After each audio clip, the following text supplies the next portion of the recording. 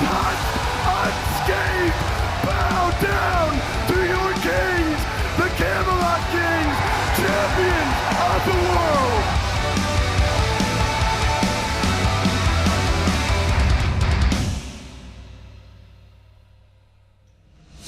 Welcome in, SMITE fans, and we're back with another day of the Season of Celebration kickoff LAN event, SMITE LAN Tournament, the correct nomenclature, neither here nor there. Today I'm joined by a very special guest, a very handsome guest, that is young Bobbert, a.k.a. Inbound, previous support for the Good Gladiators. Bobby, how's it feel to be out here, man? It feels great. I'm ready for some good games. I'm really excited to analyze this side, the actual really that never good. happens over there. No, yeah. We haven't had good analyzing over here in years, but I'm excited to see some good games today. Exciting to be here. Let's go. Yeah. So, fans at home, I asked my lead producer, "What's the flow for the desk today?" You know, I don't normally do the hosting thing. What's going on? And he said, "Just go ahead and play it by ear." So that's generally my plan. Usually we have some sort of bracket, something along those lines, so I can explain the stakes of the tournament to you, winners advance, something like that. So we're just going to go ahead and jump straight into that bracket and take a look at how this one's going to pan out. For those of you that missed yesterday, it was a day of 3-0s. Six Ferrymen versus the Gilded Gladiators, a 3-0, as well as the Oni Warriors and the Camelot Kings, a surprise 3-0 there. Really expected that set to go a little bit further. Today we will finish out the quarterfinals. That's the Jade Dragons and the Highland Ravens. But before that, it's the Eldritch Hounds and the Atlantis Leviathans. Bobby, are any of these two sets today something that you're looking forward to in particular? I think this first set has got to kind of be the standout set. We have the new ADC for the Levi's, Panda Cat, jumping in, his first set back, and then we have Coast, one of our rookies this year. He had a very good first phase, and now he's playing up against Panda Cat. I'm just excited to see how both these duo lanes play, how both the late games for these teams transpire, especially with Neil back in support for the Hounds. A lot of shifts, honestly. I think duo means a lot in this current meta, so I'm excited to see how these teams look now. I'm excited to see how they play. Yeah, me as well. There's a lot of really, really high-stakes games coming up today, so make sure you stick around. And if you didn't catch yesterday, it's all best of fives. We're doing best of fives all the way through, so we could potentially have a 10-game day. I really hope we see one at least go for. 3-0s are nice, but I'd really like to see a little bit more. But let's get right into the nitty-gritty with the Eldritch Hounds.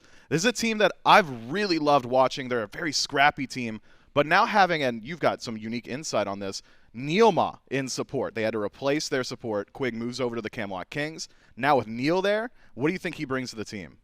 I mean, Neil's just the mental giant of, like, the entire SPL. Such a big brain. There's no way you're ever, like, tilting Neil. You could be down 2-0, 40,000 gold down in Game 3. Neil's still believing you got a chance. And it's just really good to have that on just any team. Having a strong mental and just somebody that always believes you can win, doesn't really tilt, will always be there. And I think, obviously, we got to touch on the points at Worlds. He's got that clutch factor, so you can always kind of rely on Neil to play well at all points in the game, even if he does, kind of has the inbound syndrome also where he just dies sometimes or he falls a little bit behind sometimes, just like I did. Neil's still a great player, and I'm expecting some good plays out of him today. Yeah, good leadership as well for a team that I think was primarily lacking in leadership in phases of the past. So NeilMah, now out of that coach role and into play on field through support, might be able to get a little bit more hands-on, surrounded by a lot of rookie talent here on the Hounds. I'll be very excited to see how well they're able to transition having that new frontliner. It's a difficult thing to do. I think frontline is generally your identity on the team, so having that switch up coming into this event could be something they struggle along with. Otherwise, it's a team that plays through aggression. It's a duo lane that I'll be very excited to watch. I mean, you talked about them a little bit earlier, VaporishCoast. First year in the SPL, but has been dominating the SPL level for a good long while, even during the SEC run, made his way to Worlds, and made a great name for himself. So keep your eyes on him. But he's got some stiff competition on the other side, and a fan favorite in the Atlantis Leviathans. Panda Cat is back in the studio, back in Atlanta, and back in the SPL. I'm very excited to see what he's bringing. Yeah, I mean, honestly, I was a little worried for, like, how long it was going to take him to ramp up, but he has been slamming the ranked queues. He's been getting a ton of games in, and, you have two really big ego players that play for that 1v1 a lot of the times, Coast and Panda.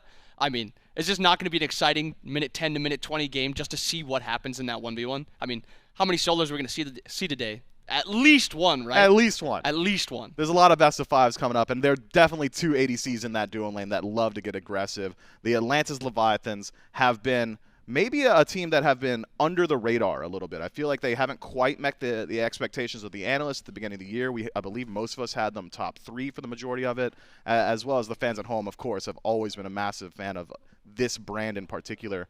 What kind of team do you envision as the Atlantis Leviathans? What's their MO? What do they do well?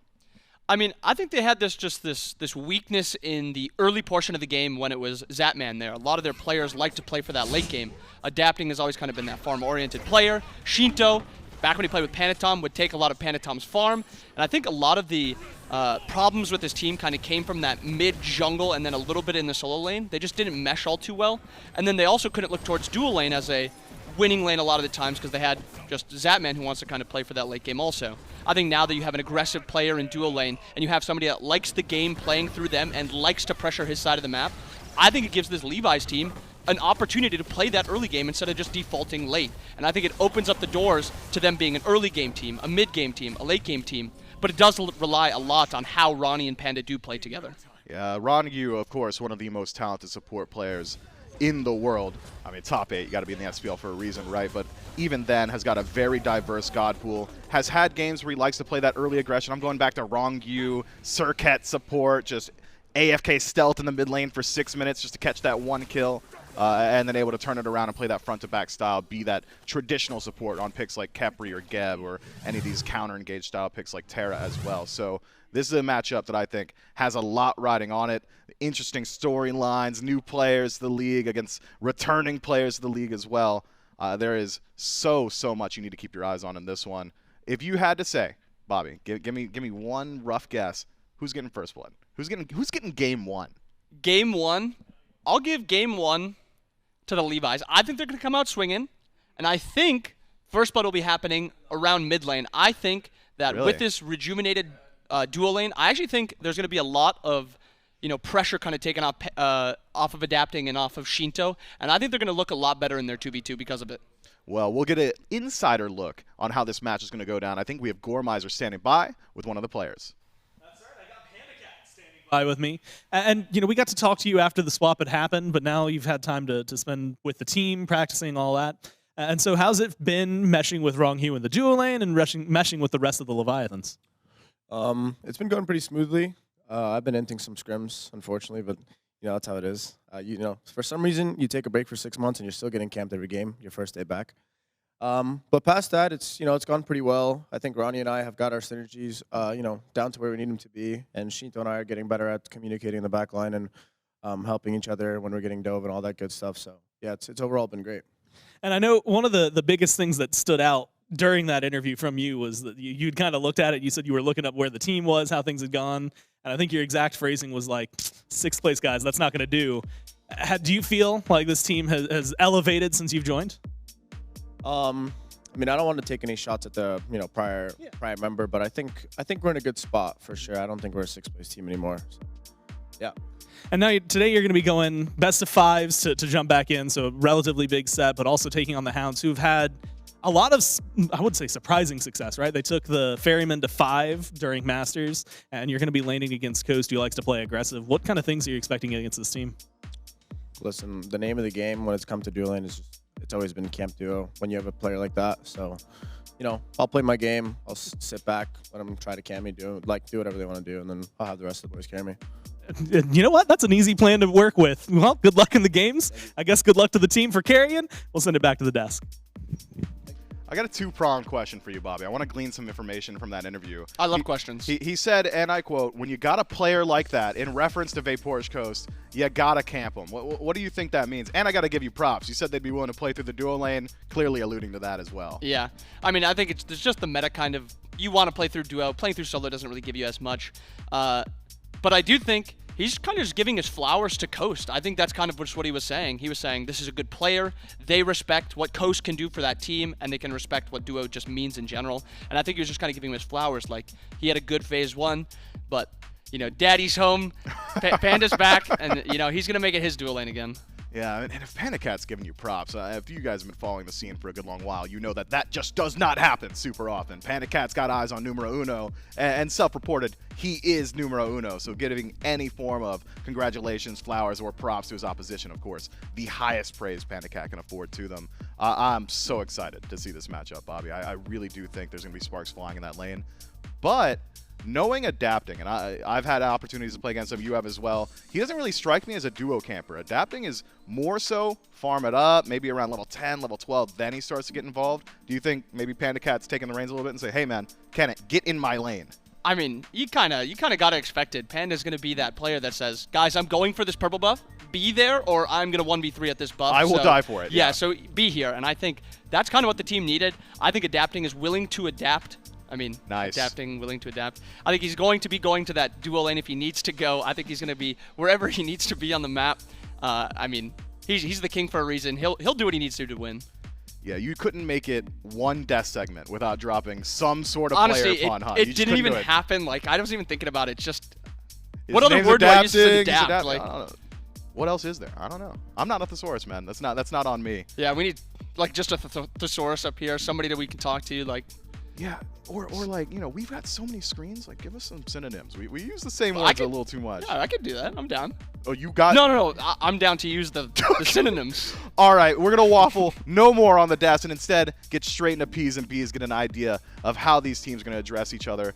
I am very much so keeping my eyes on the bans. You had said to me there's been one god that's been prioritized over just about everything else. Bog. Chernobog has not seen a single play. He's been banned all 6 games. I mean, the spicy changes he got, he now is good enough early game to live, and then he's incredible mid game, incredible late game. He's the only god that we have not seen played that's also been banned all 6 games, so I expect another Chernobog ban. I think he just does way too much. I think he's too safe, too strong, scales too well. I wouldn't want to play against him. And he's got that adaptable build, can either go straight into auto attack. We've seen kin size, executioner, dominant style builds. The crit build seems to be back as well for hunters, with a distinct lack of some spectral armors in some of these sets. So I'll keep my eyes on those bans as they start to roll through. Across the board, we've got Pele and Sun Wukong taken away by the Leviathans, the Eldritch Hounds. Eyes on Charon and Hebo already. Yamoja will join them in the ban column. What do you think about Charon, Bobby? That god seems to me just to be maybe the most annoying support in the game. I think that just says it right there. He is very annoying. I think he's still strong, but I think a lot of his factors just come from that annoyance. Kind of like Ganesha. A lot of people just do not like playing against him because, I mean, you get your long channel timer getting interrupted by a CC, or the silence, and then you also have his just ult that you get slowed and your procs get shredded and then you get one shot. He's just annoying. I do think he's very strong, though, and I expect to see him banned at a higher rate. I mean, we already see Chernobog banned again. No Chernobog for us. And then Raijin first pick. Yeah, Raijin's been a quickly resurgent pick as well. Some of those changes to Raiju having that initial burst of damage, his damage overall going up, some of the itemization changes affording him additional CDR seem to have brought him back into the meta. But it is already yelling to me, and you can speak to this yourself, an aggressive composition. You don't lock in Raijin to farm to mid to late game. That's the god that wants to set the pace. I mean, we saw it yesterday. Raijin was dashing in 4 times prior 5 minutes. And also, I mean, you think of Sheento, Raijin is one of those gods that comes to mind. Yorm, another really strong pick. Other than Wukong, I think he's got to be the best solo in the game currently. And Hachi, which is weird. We saw one Hachi yesterday, not a ton of prio on it. I mean, it's a safe pick. Maybe Coast is a little worried about Panda Cat, and he's picking something a little safer just to farm it up. One of the safer hunters in the game, to be sure. One of the safer soul laners as well. The Eldritch Hounds clearly have eyes to take this game a bit longer. You can leave Jormungandr on an island. You can do the same with Hachiman and trust so long as they have their relics, so long as that ultimate is available. They should be able to survive throughout the early. The Leviathans, though, I mean, this is antithetical to the Eldritch Hounds composition. I'm seeing aggression. Yeah, I mean, they're not farming this one up. As soon as they get their ultimates, I would expect some blinks being used, some jumps being used aggressively. We saw the Anhur yesterday also, jumping in almost off cooldown. Every time we would pan over to solo lane, there'd be a fight happening in duo lane. I mean, Anhur, though, that's kind of PandaCat's like bread and butter type of style. He wants to play through his lane, he wants to play aggressive, and he wants to be the reason that this team is, you know, snowballing. How do you feel about the duo lane matchup already that's developed? We've only got the entire duo lane for the Leviathans, but Anhur and Ares together, do they have enough threat to actually maybe connect some kills onto Hachiman? It's Kuzenbo, however, we might have the full duo lane matchup. I mean, Anhur Ares is one of the scariest duos because they just pair well together. Anhur is a really good fighting god. Ares fights, I mean, pretty well once he gets another point into his shackles. 1 point into his shackles, he doesn't really threaten all that much, but he's got really good clear, so they just match up. Their styles match up very, very strong. And then you look at the opposite way, Maui, Hachi. Their styles, I mean, it's okay. It's mostly just good at everything is their style. They clear okay. It's a good style. They fight okay. They farm okay. I mean, if they can farm this game up and they get to late game, a Maui is a lot more threatening than Anhur Ares. At this point, maybe depending on what the rest of the Levi's comp comes out to, if they don't have a ton of late game, there might be a theoretical timer on this game for the Levi's. Fair enough. The Eldritch Hounds would also have the timer, just in the inverse. Need that game to go a little bit longer to see the full value of their composition. Maui does round out the top 3. Tons of CC lockdown, great threat on relics, which should be able to force out maybe some of those ultimates, some of those heavy committal ultimates from the Atlantis Leviathans early, just to maintain their lives. Band's starting to roll through. Eldritch Hounds take a shot towards the king. It's going to happen every time he plays. Thor taken off the table. And Bakasura as a response ban on the other side. Both teams' eyes for junglers. I mean, Thor does have some of that flexibility. It could be a ban towards a soul laner as well. Is there any picks that are standing out to you immediately as Bracken does join the bans? I think Mercury's in a very strong spot right now. Either side, I think he builds really well right now. I also think giving you that little extra objective damage on EFG, FG, Pyro, you can just walk to it. It really helps just to allow you to play the type of pressure and tempo type of style that you like. And what did Panda say? Games play through duo. What does Mercury do best? He likes to gank duo lane. And is he too worried about the Hachi ulting away from him? No, he's kind of just chasing him down in the ult. So I expect some Mercury contention here. I don't know if either team wants to show jungle too early. A lot of teams like to hold their jungle and solo to last pick just for that counter pick. They want to know what they're diving. So maybe we see a Mercury here. Maybe we just see a solo laner that can just kind of live lane like an Amma picked by the Hounds just to default that lane and just have a lane that farms. I guess we actually already did Yorm from over there. So and it does default the lane and farm. It does default the lane and farm. They're going to pick their mid laner here. They're going to give the last pick to Coast. Actually, this is one of the few teams that does like to last pick their mid laner because Benny has those funky picks. Like, honestly, this Yorm might be a flex for solo and mid for Benny. Like, he just likes playing these funky things. Yeah, Benny is a little bit different. Has always been willing to break the mold a bit coming to the mid lane. Arachne will round out the bans, though, for the Atlantis Leviathans. A pick that has been very resurgent as well. New Arachne. It's just gross. Make contact, you're stunned, you're bleeding, she's healing, and if you're surviving it, maybe she'll chase you with the ult. If you aren't, she's getting out with her ult. So there is just a whole lot of difficulty dealing with that god right now. Has seen a lot of respect here in the SPL as of recent. I love her build too. I think her build is so hard to play against. Like the Sekhmets. Sekhmets is just a gnarly item. So good. Talk about how different Benny can be. He can also go to the standard. That Merlin is one of his favorites and it's locked in immediately. Doesn't really have any poor matchups as far as I'm concerned. Good on siege, good on siege defense, really good on objectives. The only thing he's lacking is that secure. No secure whatsoever for the Eldritch Hounds. Maybe that does force your ADC into slightly crit builds so you can actually DPS or perhaps get that stray 600 damage auto attack to grab the objective for yourself. This is a pick that was right back in the meta last time we'd seen the SPL, and since then has quieted down a bit. The tier hover, and it's only a hover, just to switch to an even more eclectic warrior. The Atlantis Leviathans, I mean, both of those picks kind of yell mid-game to me, not exactly fully into the early, but certainly not that late-game bridge that you were calling for. How do you feel about the decision-making of the Leviathans right now? I mean, until we actually see the god locked in, it could just be something trying to throw off the Hounds. Oh, they threw me off. Athena. Okay. Now we have something that can kind of match Yorm's ability to kind of proxy. And do you ever want to rotate to an Athena that's proxying? 99% of the time you're saying no, because if you do, she's ulting over to Gold Fury. Gold Fury is then going to be a 5v3 on that side of the map. So Athena does kind of do what Yorm does. However, the early game is just a lot worse. Okay, that's just a troll hover. Because they're not jungling Maui or anything. You're not putting Maui anywhere else. Yeah. That god's just so lacking in damage. The Eldritch Hounds maybe just surprised that Ganesha's made it as far through the season as it is. Just, hey guys, how do we forget about this pick? Now that we've got eyes on the full Leviathans core, what do you think about this team? What's the phase of the game that they're playing? Is it good? Is it bad? Just walk me through it. It is actually such a perfectly crafted comp. Everything that their comp, this comp is so good. Susano, playing Merlin, Hachiman into Susano, that's a field day for him. There's no instant hard CC, even with the Maui. What is Maui going to do? He's going to go jump into the air and then land half a second later, and Susano's already halfway across the map because he's just so quick. He's also got burst to deal with them. The Athena, if Susano for some reason does get locked down, can just ult onto the Susano, and Susano's now, what does she give? Movement speed, mitigation, a big burst of damage. Yeah, big burst of damage. A yellow circle on the ground. She joins them, taunts then after. They have a ton right. of CC. Their early game is crafted really well. Their duo lane wins. And, I mean, Raijin mid, could there be a god that just kind of fits 90% of comps better than Raijin in mid lane? Do you want to play for CC out of your mid laner? Raijin. Do you want some damage? Raijin. Do you want some low cooldowns? Raijin. Poke. Raijin. Like, this comp is beautiful. I don't see, like, any weakness with their comp. Well, maybe some issues could arise now that the Eldritch Hounds have also finished out their draft. Thanatos to round this one out. That's a very aggressive pick, and I think personally as a jungler has a pretty decent matchup into Raijin. Raijin's primary weakness in my mind is that delay and Thunder Crash. Just takes a little while to get in the air. So often the damage will come out, but you're not teleporting with it. I mean, Hovering Death can catch him. The Silence can catch it as well. What do you think about Thanatos as an answer to this comp? I mean, as you said, it's a good matchup, or at least a pretty good matchup into Raijin. It's also something where this Jorm could become a problem.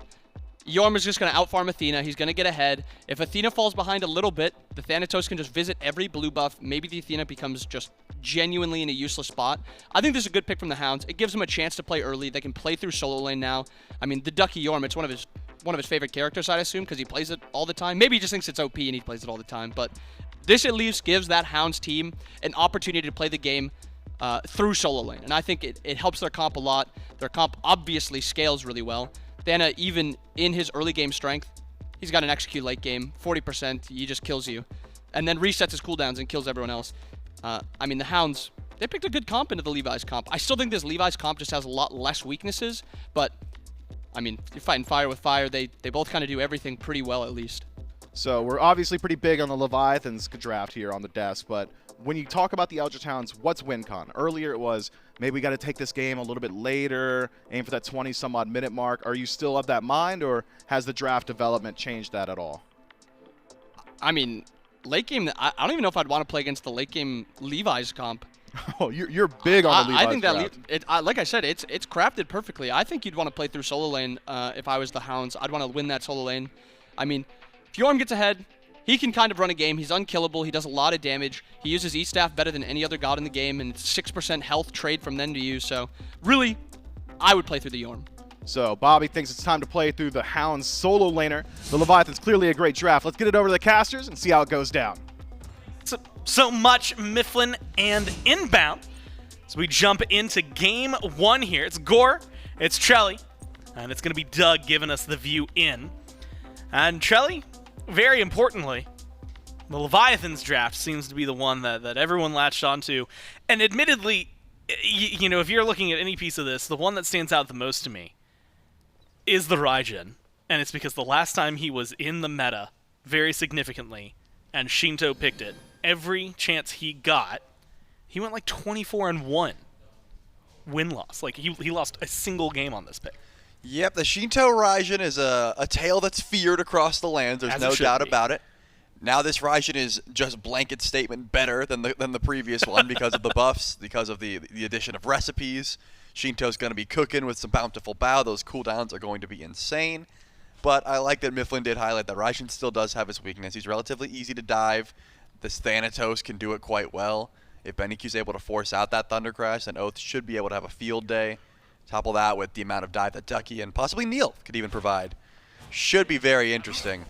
It's all just going to be about, can Sheento use these beefy frontliners in the Athena and the Ares to just sort of protect him? Because there's not much peel from Ronngyu, right? He's going to chain, he's going to do damage, yes, but he's not going to be able to CC that much. It's all really on fineokay, and since he's over in solo, how often is he going to be able to make that rotation? Until late game, not so much, but once late game comes, he should always be around in the fights.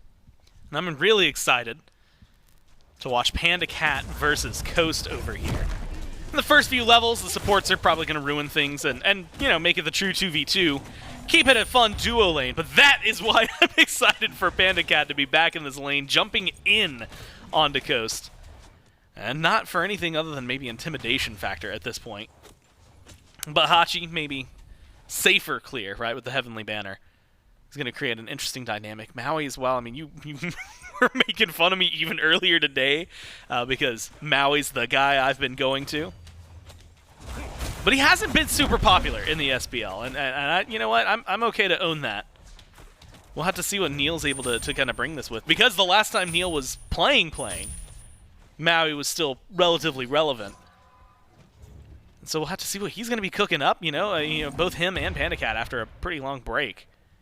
Going to be jumping in to maybe admittedly some big shoes to fill. And Charlie says, Oathhh isn't going for a gank just yet. I guess we can talk about how, the dual lane was the big topic of conversation, not just for myself, but the desk was talking about it. PandaCat had even said you got to play through the duo lane, maybe camp that guy. Do you think that's the play here? Or do you like what Adapting's been doing, where he typically sits over towards fineokay? Yeah, no, I don't see Coast getting camped too hard just because he's Hachiman, right? It's very difficult to try and find a gank onto this character. As long as he has his ultimate, that mounted archery is going to get him out of trouble 9 times out of 10. It's not easy for a Susano to find that gank. Of course, Adapting has a pretty easy play if he can blink it and actually get that slipstream onto Coast. He can follow him and try and finish him off with that ultimate, but as long as Coast isn't getting overly aggressive, as long as he isn't getting baited in, which I would not be surprised if this does happen. Both PandaCat and Coast love to get aggressive. They love to look for 1v1s, and they love to taunt each other. I would not be surprised if PandaCat just starts taunting, staying back near the tower line, just enough to get Coast at that halfway point where Adapting can blink in. If he does have a solid item and a half and gets that slipstream onto him, then yeah, he could chase down Coast, he could find that kill. But if Coast keeps his ego in check and doesn't take those trades when he knows that Adapting could be nearby, he should be relatively safe. Man, it feels like a duo lane that could have a lot of fun. So naturally, it's just been a little bit of poke here and there, nothing too crazy. Same thing goes for mid, though. Right now, realistically, it feels like Sheento, at least in my mind, I have such vivid memories of what he is capable of doing on Raijin from, at this point, what, 2 years ago? It was season 8, yeah, that it was really popping off. And so what he can do, what his opportunities are going to be, admittedly, all of them were towards late game. And part of me wants to know, and should look up later, how many of those were in conjunction with Ronngyu on Yamoja, so we can try to splice down whose fault it was they were winning so much. But it does feel, again, just something that can be oppressive, Adapting on Susano. And so that brings us over towards the, I guess not necessarily unusual, Jormungandr in solo lane, right? He's been there a while. And Ducky, the last time we saw him, was trying to lock him in any opportunity. Athena, though, recently had some shifts throughout the kit, right? Nothing that was necessarily a huge buff or nerf, really moving things around to make them make more sense. Do you like fineokay taking it over into the short lane? Yeah, I tend to agree with what Bobby was saying on the desk. I think Athena is a great look up against the Yorm. You can always just taunt out that consuming bellow. You don't have to worry about the damage too much. If someone does rotate over and try and stop your farm, you can ult away. You have that level of safety. And, of course, the changes to shield wall, adding that extra slow, can be impactful up against something like a Yorm who does not really appreciate being slowed down because of his passive, the way that he can't really be displaced, but the slows do start to add up. He's a big target. So I think that fineokay, definitely a smart look here. Also fearing that he's up against the magical and physical jungle solo combo, so doesn't just want to go in for a Genji's guard or any sort of damage at him. Goes for the Manticore spikes, recognizing health might be just a little bit more important. Well, Coast shows exactly what you were talking about earlier, which is get on your ult, get out of jail free. Though notably, used it to avoid getting just chained, just flamed, and shot by PandaCat. Ult for Ronngyu is still there. Beads for Coast are still there. And so there's maybe some opportunities for a stun from PandaCat on the Anhur. Maybe engage from Ronngyu. And I will say, it feels really nice, the Athena. You were talking about the slow on the shield wall now. Feels nice not having to dash and hit somebody, use the one thing you can to either engage or escape, just to make sure that they're going to slow down. It also feels good watching the Leviathans again. This is a methodical team, though a lot has changed, Trelly. If you think about what this team was when they won their championship and what they have now, although a lot of them still have the world champion tag, PandaCat included. The Hounds, though, most recently, a massive 5-game set against the Ferrymen and Masters. And right now, about 600 gold in their favor. We're going to hit the 6-minute mark here in a second.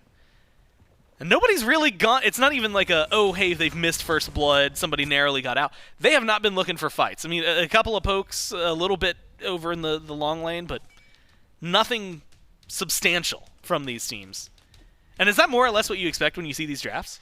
Yeah, I think there was opportunity for some ganks, right? We see that time and time again, Oathhh is on time for the shield buff spawn over and left. The Thanatos will be at shield buff when it spawns in every time if he can help it. And the question is, are Ronngyu and PandaCat pushed up or are they backing up? More often than not, they're retreating, right? They are responding to that aggression. And if Oathhh is constantly here on the left side of the map, you better believe Adapting is keen to that. Now he's showing up to the shield buff. Not pulling it though, hiding, looking for an initiation if possible. Oathhh doesn't have beads, so he would have to use that hovering death to get away from Ronngyu. And that means he does have to respect the fact that there are 3 members of the Leviathans here. Yeah, ward coverage great from the Leviathans to make sure they've got vision on this, and a good drop on the shield buff as well to make sure that it's not stolen by the Heavenly Banner. PandaCat scoops that one up. Trelly, it's like a chess match. It's all about the movement. NeilMah pressure onto Sheento in mid, but that's going to be a quick thunder crash and out. So it's all in the mini-map, honestly. I've been watching that more than anything here just to see how these teams are moving. I think Ronngyu wants a little more. Didn't go for the blink, so has to walk in the old-fashioned way if he wants a big ult. It is still going to at least apply some pressure. The chains do a lot of damage here. Oh. If he had a little bit more follow-up, or more so if Neil wasn't solid at peel, that could have been a kill. But BennyQ gets to walk back under mid-tier 1 with half health. And it is going to be mid-camps on the left side going to the Leviathans. Yeah, you got to have your ward coverage down. If Ronngyu makes that wrap play and Raijin gets exploded, BennyQ is almost certainly dead because he's forced to beat and flicker away, still in range of Ronngyu. He's almost certainly getting pulled back, and then you have to try and juke out Taiko drums, and it's just not a good time. But BennyQ plays it perfectly, and as you said, NeilMah with the peel makes sure that Benny gets to hold on to his beads, and he's not in too much trouble. With the influx of Bountiful Bow, we've seen pretty much every support defaulting to getting that meditation and getting Cloak of the Ascetic online as quickly as possible because you've got cooldown resets with your recipe, you got cooldown resets with your relic now, and it just really helps out for your team fight. Ronngyu already has that. NeilMah a little bit behind, has not quite upgraded his relic, maybe waiting a bit more. Rongyu's also looking towards the left side of the map, possibly looking for an engage, misses the chain, and Adapting. He's just going to have to go for the shield buff again. It's crazy watching a fight disappear like that right in front of your eyes. Like the minute you see the leap from Neil and the chain goes underneath him, you just know there's no chase, there's no follow-up. Adapting made the rotation this time. Oathhh on the right side of the map. So shield buff going to be contested slightly by the Hounds, but the 3v2 doesn't look like something they want to take too often. The other thing that really stands out to me, Trelly, you know, a lot of the gods that I jump to, like Maui's not necessarily meta, but like you can come up with plenty of reasons why he's still there. Right. Anhur hasn't really been in that is he meta, is he not meta discussion. It feels like he's always just kind of, he's Anhur. He's separate from the rest of them because he 1v1 so well, and it feels like a comfort pick to go to for PandaCat. Yeah, Anhur is my second favorite ADC at the moment. I will say that Rama is still my cream of the crop. I just love that late game, but Anhur, what he provides in my mind is great 1v1, as you said, but also great jungle fight. If I see a Thanatos coming into my lane and I'm Anhur, I'm not too worried. I'm going to be like, okay, go ahead. Try and ult me. I'm going to jump over it. Try and get near me. I'm going to impale you away. You need to CC. I've got my ult. He's survivable despite not having that level of safety. Even that with Coast, right? You can block Heavenly Banner with your pillar. You can even block the ultimate with your pillar. There's a lot of counterplay, and I think PandaCat just wants to be on something that's comfortable and that he can deal with himself. He knew for a fact that he was laning with an Ares. He's going to have to fend for himself a bit, right? If that chain is missed, Rongyu's going to say, here's some HP 5, bro, good luck. And that's the end of the peel. So Anhur can fend for himself pretty well. Not to say that it's going to be this top meta pick just because he can fight well. And now Coast might be in a little bit of trouble. Boxing well, but here comes Adapting. Yeah, perfect. Close out, you would think, but Coast makes it up onto the horse. He missed the 3. And just walks away, and sometimes it's just that simple. You're not going to lock him down that easily. And it was essentially a 3v1 with Ronngyu joining alongside Adapting. And despite the positioning advantage, just unable to make that one work. BennyQ takes a lot of poke in mid. Leviathans look like they're hungry in the water. Knock up, not going to connect. Neil goes into the sky with the landfall. Pulls up the island, taunted back in, has the chain for the no escape. The Leviathans are not letting him go, and at 10:52, they put first blood on the board. Yeah, that's a lot of ultimates to use, but hey, you got to confirm that kill. Unfortunately for Neil, once the chain's connected, it was pretty clear he was going to have to ult defensively and try and get away, and once that ultimate was down, It's pretty clear he was also getting pulled back in. Coast doesn't have the ultimate this time, but the chains coming in from Ronngyu should be a guaranteed kill. It has to connect him, and he does. Now Coast, who are you going to give the kill to? Ronngyu picks that one up. I don't know if he needed it, but I don't think they're going to complain, right? A kill's a kill. Didn't pull the beats, so Coast holds on to the relic, which is probably going to be very helpful for him. But Shelly, 10 minutes, almost 11 full minutes of hardly any fighting, maybe some poke here and there. The opportunities just not presenting themselves openly. Suddenly you get 2 kills for the Leviathans. Now you're getting a small invades from the other side. fineokay might be the target of aggression. Up into the sky goes. What? Oh, then he dunks too soon. fineokay with the dash gets out of there, and the team comes in to turn things around. NeilMah's in trouble, and with one more auto, Sheento closes that out. Thunder Crash forward onto Ducky, keeps him locked down for just a second. The chains. Good, the damage is there. You need a little help, and you're tanking the tower for your team. fineokay goes back to base, comes back in, looks for the kill, and finds what he needs. Puts Ducky down, and it's a 5-0 lead for the Leviathans. I'm not saying that fight goes like exquisitely better if Oathhh gets that executed, but there was no reason to insta-pop it. fineokay already had the dash charged. I understand the mindset. If he goes right now, maybe the dash isn't charged up yet. But it just took too long. Unfortunately, Oathhh up-downs, does not get the kill. Does not confirm anything on a fineokay. He's able to retreat, go back to base, ult back in, and that is a disastrous turn of events there for the Eldritch Hounds. Of course, the Leviathans were already in the lead, but now you're putting so much XP in the pockets that Fury could be something that they're looking towards. They decide against it. They just go in for the farm. The Pyromancer hasn't even spawned in yet. They'll just take their beacon and decide to retreat. Either way, 5-0. Now you have to look at the relic situation as well. BennyQ doesn't have anything. He couldn't really even step up in that fight because his beads and Aegis were down. But Coast hasn't even been able to get back and get his second relic, sitting on just beads, no Aegis in tow. And he's been playing so safe up until this point. Now that he's got ward coverage, can push up in that lane. But it's all on the Leviathans now. I expect a Pyromancer pull relatively soon, maybe with Panda Cat's help if he has to clear a wave, then rotate out. But at the very least, try and keep pushing this lead forward. fineokay right now still bullying Pyromancer. And Trelly, you know, I was making jokes about it earlier. It's the partner anniversary for SMITE game today. And I was talking about Prime subs constantly, which, by the way, for everyone in chat, those are free. You can just use them on the channel anytime you want. It's a button. If you look at like Oathh's player cam right now, and then just like look slightly below that, assuming you're not in theater mode, there's like this big purple button. You can just press, and there's a free sub available for you every month if you have Prime Gaming. Which I only mentioned because the Pyromancer comes up, and we were talking about, I can't even remember at this point, but Pyromancer was linked to it. And that goes over to the Leviathans pretty easily. It's a Runic Bomb for Ronngyu. Maybe a little bit more than just the Pyromancer and a Runic Bomb. It's going to be the purple buff. Thought they would go for a fight, maybe a Fury with how many people they had rotating over to the left. But it's just a small invade. Leviathans now up a little over 2,000 gold on the Hounds with the 5-0 lead. And Trelly? They've gone back to taking it easy. They know where their advantage is, and maybe more so, the Hounds know that they just can't step up to it right now. Yeah, I mean, you have a Pyromancer down, so Rongyu's got the Runic Bomb in tow. Could group up and just try and push down a tower. Or possible Gold Fury attempts, all of which are in the Leviathan's wheelhouse. With fineokay having that ultimate as well, can show up at any moment, right? That Defender of Olympus can make sure that this Athena gets active, can keep split pushing until a fight is needed, whereas Ducky has to use that teleport. There is still ward coverage down. Ducky can always follow, just not as quick, not as immediate will that the rotation come through.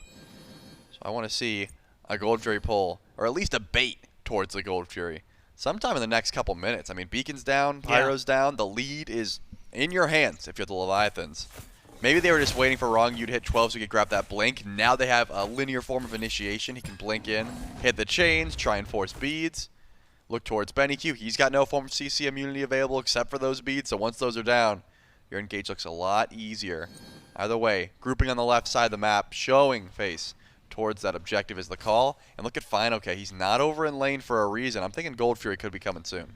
The good thing about fineokay, I mean, one, you've got the teleport online, but you also have Athena ult, right? You can just rotate in whenever your team needs it. He's going to be hanging out in mid. And the beacon's not going to come back up for a few minutes here, so it does look like an immediate pull. Ronngyu starting up the Gold Fury, PandaCat and the rest of the team rotating in to pick it up, and not a single hound in sight. Instead, Oathhh and Ducky right now pushing down the right side lane, get a tier 1 in response. But it's a Gold Fury over to the Leviathans. And Trelly pushing themselves up a little bit further. The gold lead's not too out of hand at this point, 2,500. But that experience, almost 5,000, is pretty massive. And you're seeing that lead, you know, a level here or there. 2 levels for both of the duo lane. Now, this could be a big moment for NeilMah. Unfortunately, the stun is a little too readable. PandaCat gets out of there, no problem. But 16-14 for Panda over Coast, 12-10 for Ronngyu over Neil. That's where a majority of that experience is going to be sitting. For now, PandaCat's going for a solo invade. Rongyu's on the way. Should be able to help out just by threatening the fact that he's on this side of the map, so the Eldritch Hounds have to retreat. I mean, at this point, Gore, it's going to be Pyromancer and Beacon up again, and the question is, do the Eldritch Hounds have a way to step back up? Sure, BennyQ, top XP in the lobby, the only one level 18. Oathhh has been sitting relatively farm-free at this point, so he can do some big damage. But my main issue at the moment of the NeilMah can't do much. His engage doesn't have many great targets. Yeah, you can pull back in Raijin pretty easily, or just pull the beads. Adapting could be good, but he's got so much movement. Rongyu's not going to care too much, and now Coast is getting Tobe underneath the tower. His beads are down. That's at least going to net the tier 1. And PandaCat showing that it's just as simple to do it as it used to be. Walked in for the stun clean. And I was going to compliment him. I think the Olympian Anhur, just those autos. Oh, yeah. Feel so clean, so smooth.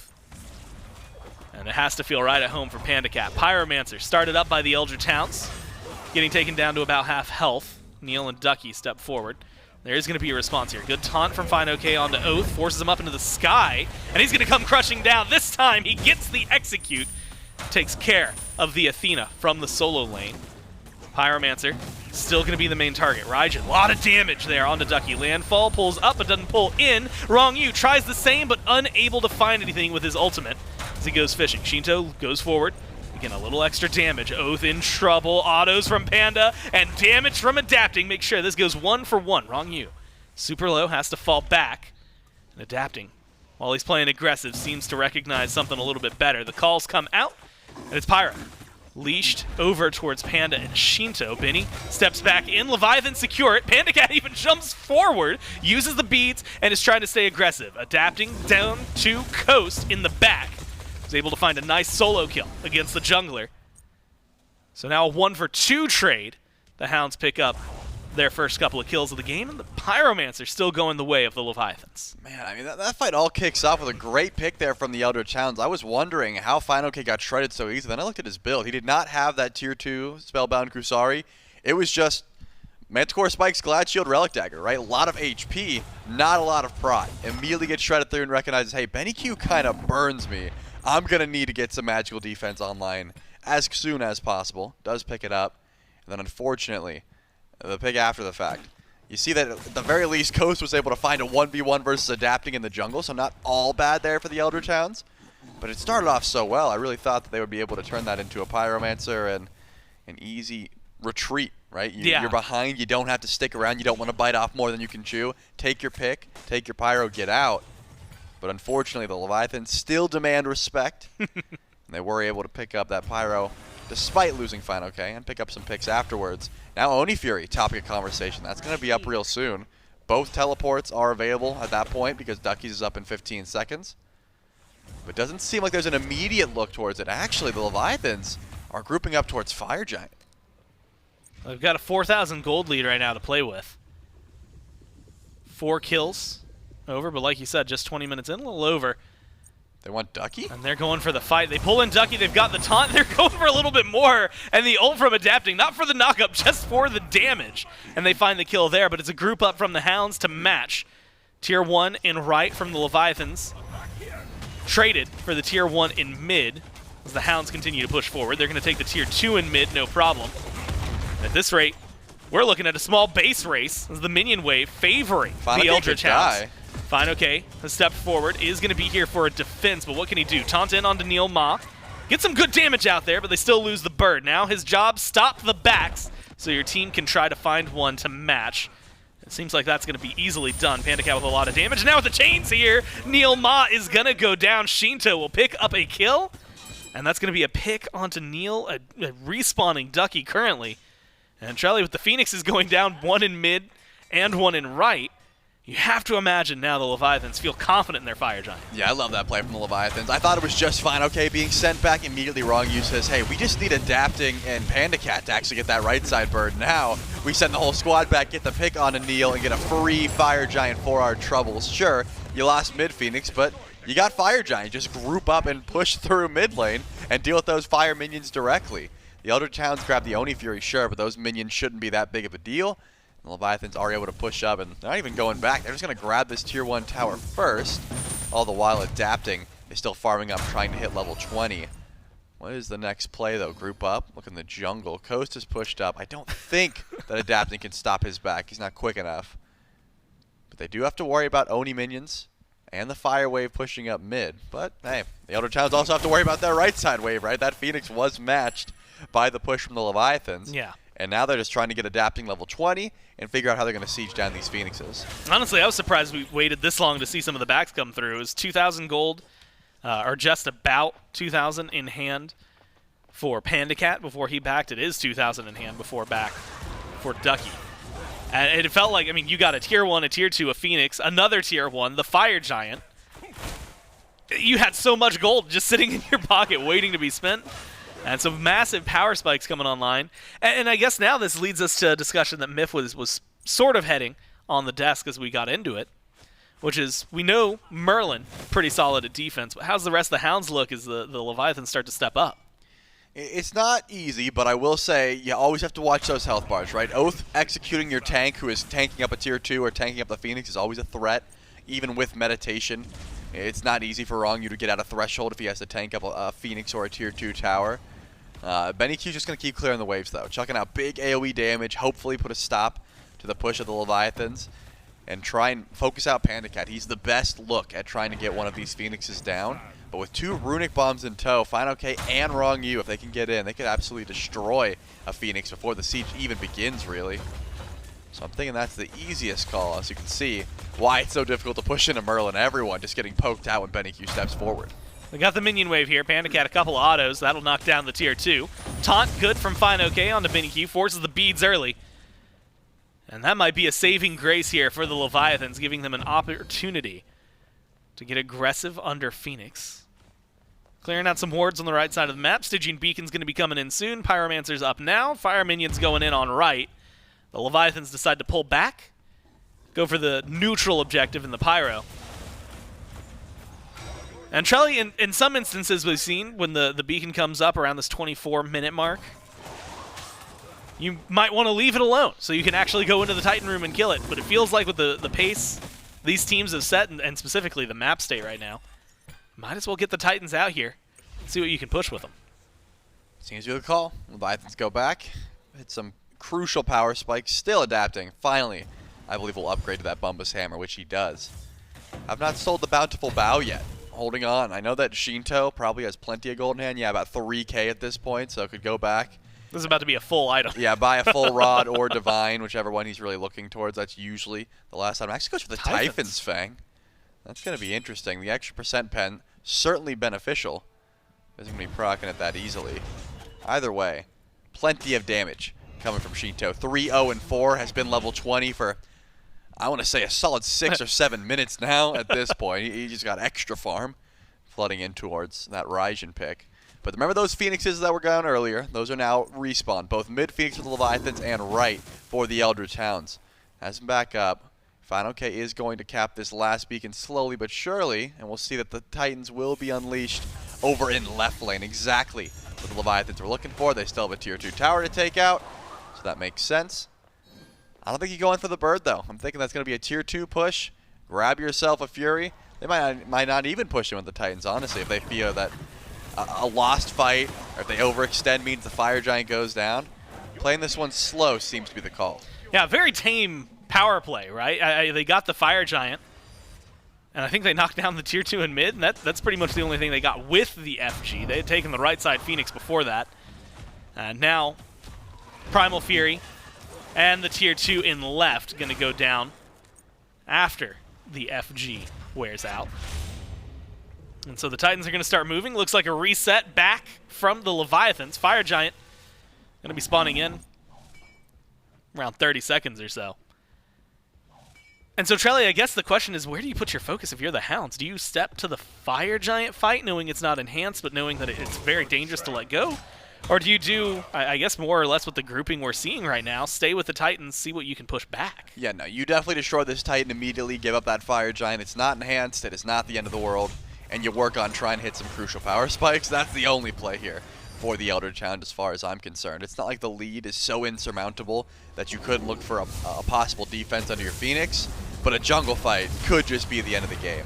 So I like this call. Immediately deal with the Titan, make sure that yours is still marching forward, and then back up and prepare for essentially the Phoenix Siege that is going to save your game, hopefully, right? You hope that Ronngyu blinks in, doesn't find too crucial of an ultimate, he tanks up Phoenix for too long, and then Oathh's able to find an execute, then you chase them down. That's the dream situation there for the Eldritch Hounds. Not saying it's easy, because of course Ronngyu is level 20 and has essentially full build besides his bountiful bow, whereas Neil was looking for table scraps to hit level 15 so he could finally upgrade that Sentinel's Embrace. I mean, had to pivot into cheaper items like Magi's just to get some damage online, or some tank stats rather, because this Maui has been melting first in all the engagements. Yeah. 4-level difference still, 4-level deficit. He hasn't even stacked his starter, his recipe yet, I didn't even realize. That actually maybe hurts more than anything. He's not been getting the benefits. You were actually highlighting some of those earlier. At least the combination of what the bow can give you with the cloak when you upgrade your meditation. We haven't gotten to really see that from Neil. Unfortunate for the Hounds. As now left side Phoenix, pretty soft defense from the Hounds overall. They are going to step forward though and force the Leviathans to fall back before it goes down. A couple autos is going to be all it takes. They've got a single big minion to try and get it done. There's the rest of the crew as they walk forward, but it's this weird balance. Chelly Hounds have enough going for them. Trying to step through this narrow pathway could be devastating. BennyQ specifically, a lot of damage from him. They have to be worried about it. There's going to be one, at least massive cooldown for him. Maybe not massive, but something to keep him going. Ronngyu steps in.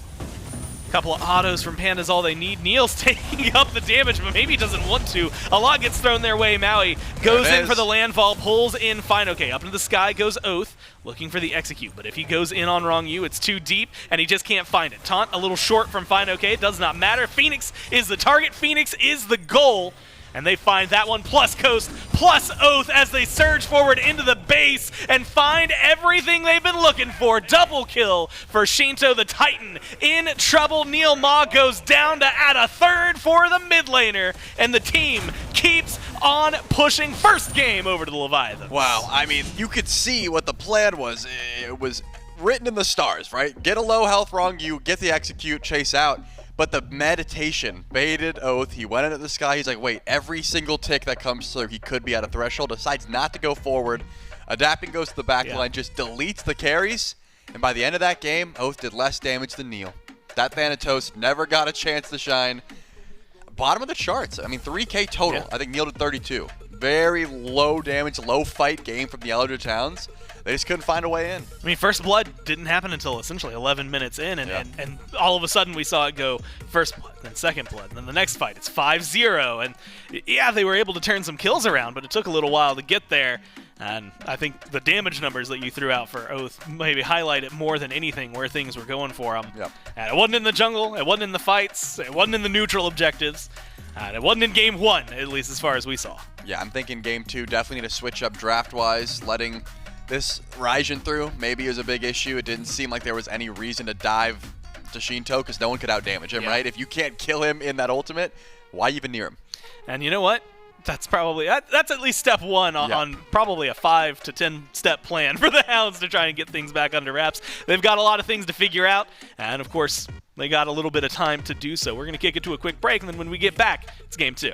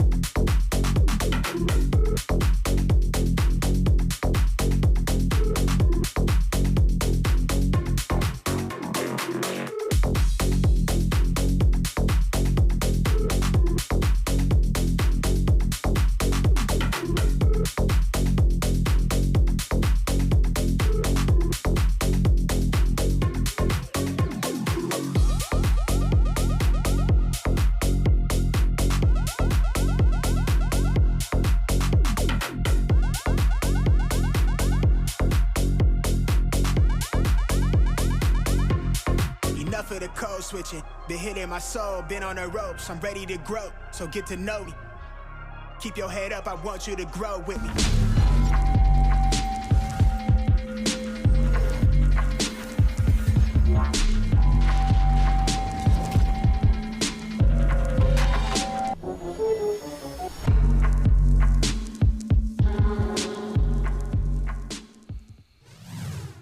Welcome back, Smite fans, and that was a quick one. Still Mifflin, still Bobby on the desk. Leviathans obviously off to a very fast start there. I mean, you called it. Perfect draft. You really expected to get started quickly, Bobby, and you're absolutely correct. But before we jump into the nitty-gritty, before we start doing all that, what was it that you said? All that great analysisizing. Good stuff, Bobby. We've got some big news for you, Smite fans.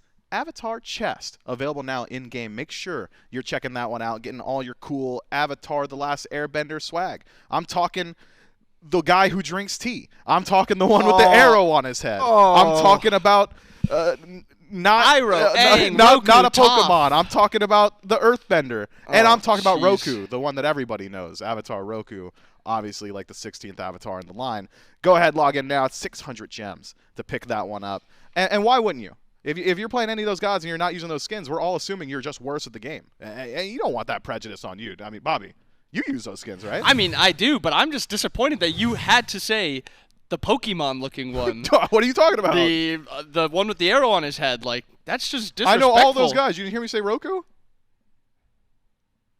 I'm just so disappointed. I'm, like, fuming right now that you didn't name a single one other than Roku.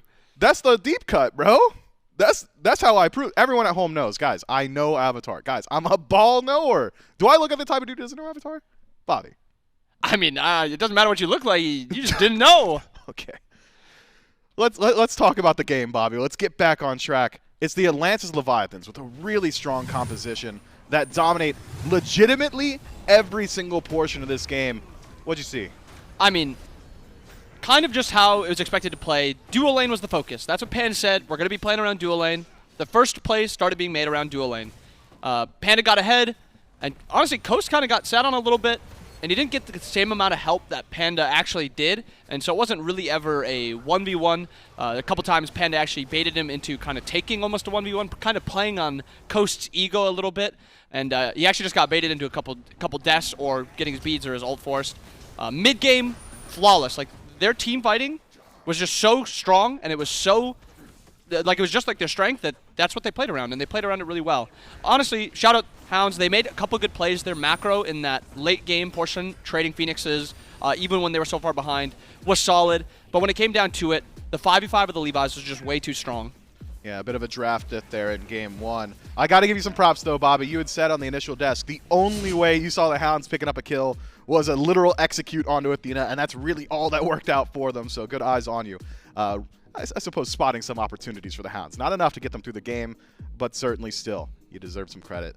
The Atlantis Leviathans, they have to have their draft restricted. The Hounds have got to be talking about how they take away those individual pieces. There was just so much value in their top three as we take a look at the post-game stats to see exactly how that one goes. Keep your eyes on the supports and jungles. 1-0-11 for Ronngyu, 12 affected kills. He was really setting the pace early on and was actually a part of the first 5 early rotations out of that areas and tons of damage as well. And then adapting, of course, has himself a very good performance. Standouts, of course, across the board. Only 2 deaths. Not really a whole lot to complain about from the Leviathans. The Hounds, though, in a best of 5, at least have the leeway of saying, well, game 1 maybe doesn't matter all that much. Yeah, and with that, I hope that they kind of learn. Sheento on Raijin, I mean, that was like a vintage Sheento game. He did 20k. The next highest was 13. And then, I mean, Coast was behind. If you're behind on Thana, it's really hard to get damage out. He only ended up doing 3k. 3k from a jungler, I mean, it's not really going to get the job done. So I think it's like the rest of the comp that was more so the problem, that the comp that the Levi's got more so than the Hounds outright comp was just bad. There was just so many strengths in that Levi's comp. I want to start with that Raijin ban, get that out of there. You can beat Ares Anhur. They do like the one thing well where they just have a strong laning phase and you just have to play for late game. But start with that Levi's, Raijin, get that out of there. Maybe even take first side, see if they can get a prio pick from it and kind of go from there. I don't see anything else from this comp that was really strong though. So as we jump into P's and B's, we'll see if some of those adjustments are made. You're calling for a Raijin ban, but there still are so many picks right now. It feels like that you just really need to deal with. Leviathans in that first pick position once more. We'll go ahead and take away the Pele, themselves a god that has been dominant, has that flexibility, could go jungle, could go mid. Wherever he goes, going to be real fast, has all that fuel available to him with those changes. The Eldritch Hounds, though, will take one dedicated target ban and a takeaway from the Leviathans, starting off with that Ares. Ronngyu just having a bit of a too good game there. But Raijin still available, still a major contention point. Can you see the Leviathans, if Raijin's available, just taking it first off? I mean, you kind of have to. They first picked it last time. The picks are kind of laying out the same for the Levi's. The only thing changing is, right now, Bog is getting through, Raijin is getting through, or Hebo is getting through. The opportunity that the Hounds have in front of them is, if they don't think Bog is that much better, they just off-ban. Throwaway ban this on her, throwaway ban the Athena, something, just throwaway ban it, and you get a 2-for-1 trade. They first pick Bog, you get Raijin Hebo, put the Hebo in the jungle. There's a lot of opportunity for what the Hounds want to do with their draft here, and if they don't play one, or if they do think that Bog is just way too strong, and they think the Raijin is actually even more strong than the Chernobog, this is our first Chernobog game we're going to be able to get, if the Levi's prio it. Yeah, up until this point, Chernobog had been banned in the first phase of every single game and set during this event. This is the first time he has been competitively available, and the Leviathans snap lock it immediately. It's that global presence, it's the damage output. Is it the itemization? What is it, Bobby, that makes this guy just so strong? All the above. Okay. Itemization, his kit's just really strong right now. Those changes really helped him out. I mean, his one weakness, obviously, he's not the greatest laner. He doesn't clear wave all too well. He doesn't fight in laning phase all too well. But, I mean, last game went 10 minutes without a kill. A Chernobog that's not doing anything for 10 minutes is the Chernobog I want on my team. Because then late game comes, he's going to be just shredding through everyone. Also, Failnot is incredibly strong right now for him. He gets the mitigation from Failnot on top of the mitigation from, or I guess it's damage reduction that Failnot gives. And then he gets to ult in with also 20% mitigation. So Chernobog uses that item really well. He can even dive backlines like no hunter can. And now it's the Eldritch Hounds considering another Jormungandr lock-in. So what we'd seen from them in response last time around. I mean, I've always just said if you're locking Jorm this early, it's mostly about the safety. If items are good, I mean, he doesn't really have a poor laning phase. Do you think this is a good response from the Hounds, or would you like to see something else? I mean, is it not risky to let them have Chernobog first pick and then have Hebo second pick?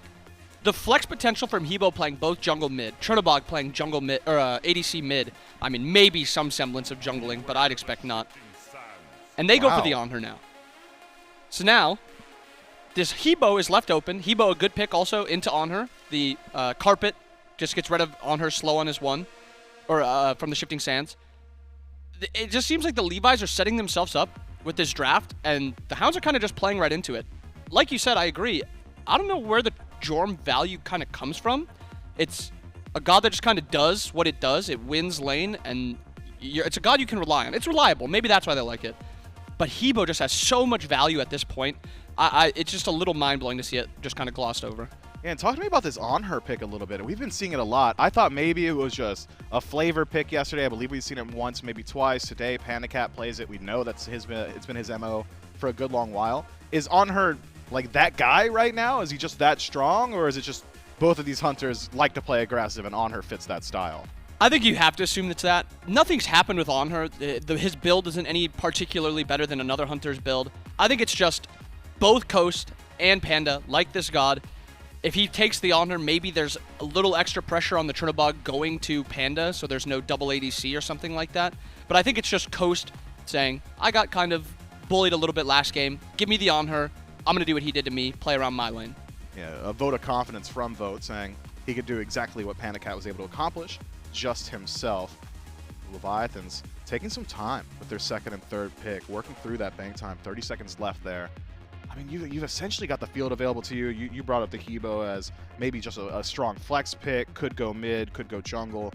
Regardless, will still do massive damage and have decent matchup into the Anhur. Instead, it's the Horus locked in. And the Amaterasu hovered as well. A very strong front line from the Atlantis Leviathans. We were concerned about initiation. Don't be anymore. That's all you need. I mean, Chernobog, Horus, Ama. A ton of global, a ton of movement speed. There's so many ways for them to play around the map. The macro that kind of just opens up to them, their ability to play solo lane and duo lane and mid lane, all essentially at the same time with this P's and B's. It just opens up kind of what they can just do whatever they want in this second phase of picks. I think that they maybe should have picked the Hebo there and opted to delay the Horus or something, but if they just don't see value in Hebo, if they want like just a true mid laner and a true assassin, I don't mind this. This is just a pretty well-rounded comp as long as they get a good magical damage dealer. And Bakasura hovered on the other side. That's something we've seen from Oathhh. A fair deal in the past. Actually has a decent matchup, and the Horus in particular can restrict 50% of his kit. Amaterasu as well, very reliant on that dash. Chernobog needs his dash to get into the walls and be safe. But instead, it's a last-second pivot to the Susano. Essentially a pick and a ban in one. You're taking away from the Leviathans and still grabbing yourself a very high priority pick. It's a little bit of AoE CC, which is what I've always said is one of the weaknesses of Jormungandr, is his inability to be that dedicated initiator. When I see these other soul laners, these standard warriors, they'll start the fight for you. Jorm can go in with a knockup, but outside of that, doesn't really have that much lockdown. Maybe Susano can right that ship a bit. I mean, like you said, it does help their dive a lot. They now have CC in their dive. It's not like they were lacking damage. Jorm is a damage dealer, essentially, in solo lane. That's just a little bit safer. So Jorm, Susano, provides a lot of dive, a lot of damage, a lot of CC now, and it gives them an opportunity to kill the enemy mid, where I don't think they necessarily had it last game. Jorm diving, like I said, damage, no CC.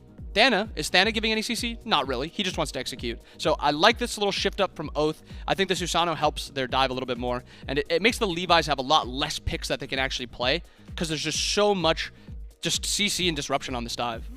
Well, you're a little bit early on it in the first death, but you finally caught up to it. Mercury is banned out by the Eldritch Hounds, Bakasura as well. Leviathan's eyes towards Ganesha and Merlin taken off the table, so Benny will have to go a little bit deeper into his own god pool. As Terra for NeilMah as the lock-in. Strong counter initiation. Maybe that's the idea of it. You don't want to deal with Horus and Amaterasu running you down with a presumed jungle lock-in. Presumed. Hoyi hover. It's just got to be messing around a bit, surely. Bog jungle.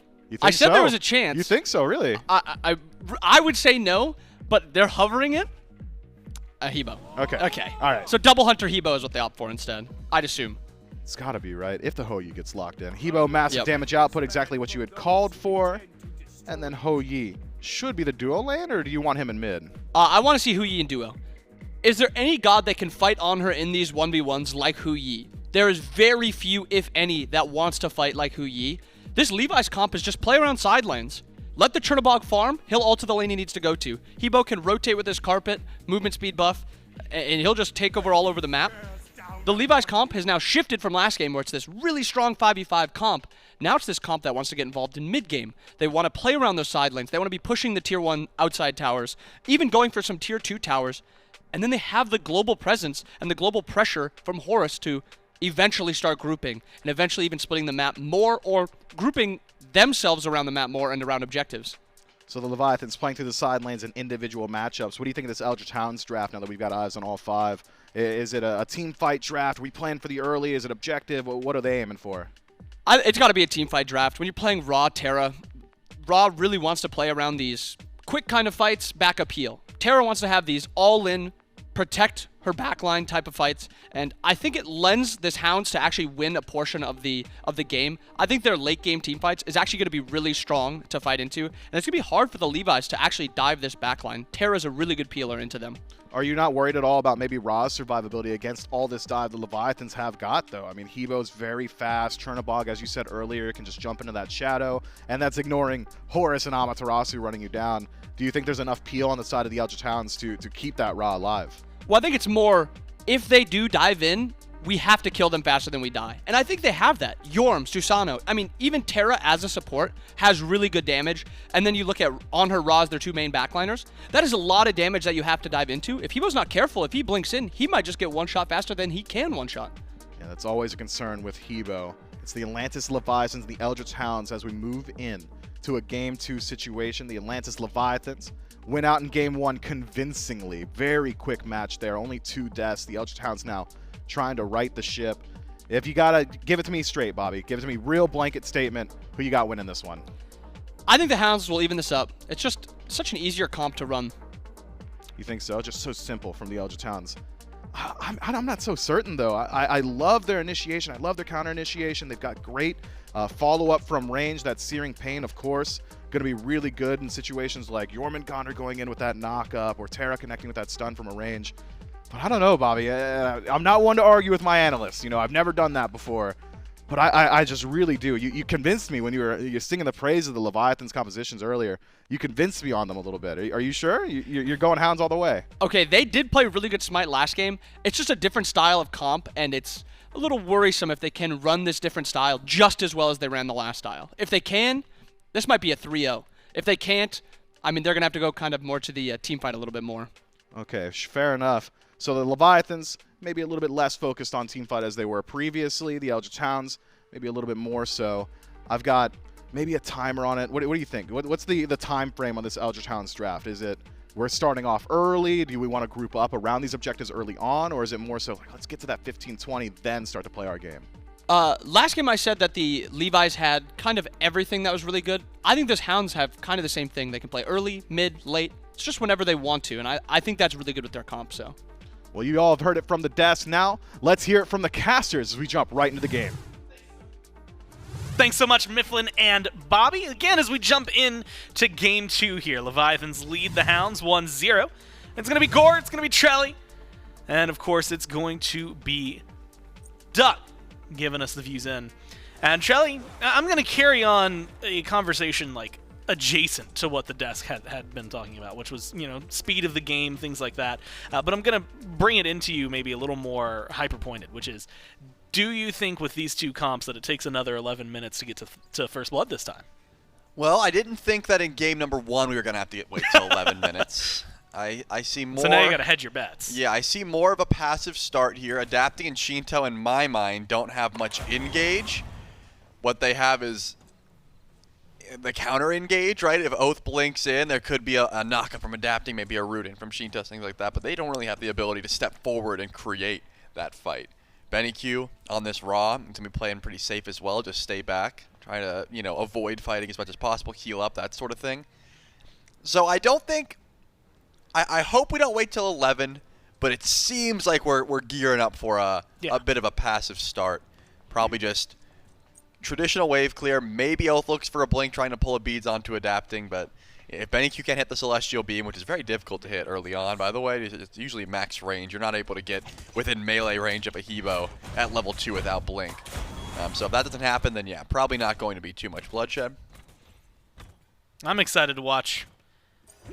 Honestly, so much here because it just has lined up in a way that has made things interesting. I mean, Coast playing the Anhur this time around versus PandaCat on Oathhh, which I think is always going to be fun. Oathh's, really good at boxing. There's always conversations, it feels like, Trelly, when Oathhh gets drawn into a meta, and it's almost always around his passive, right? Because it's like, okay, is it a crit meta? Can it work out for Oathhh?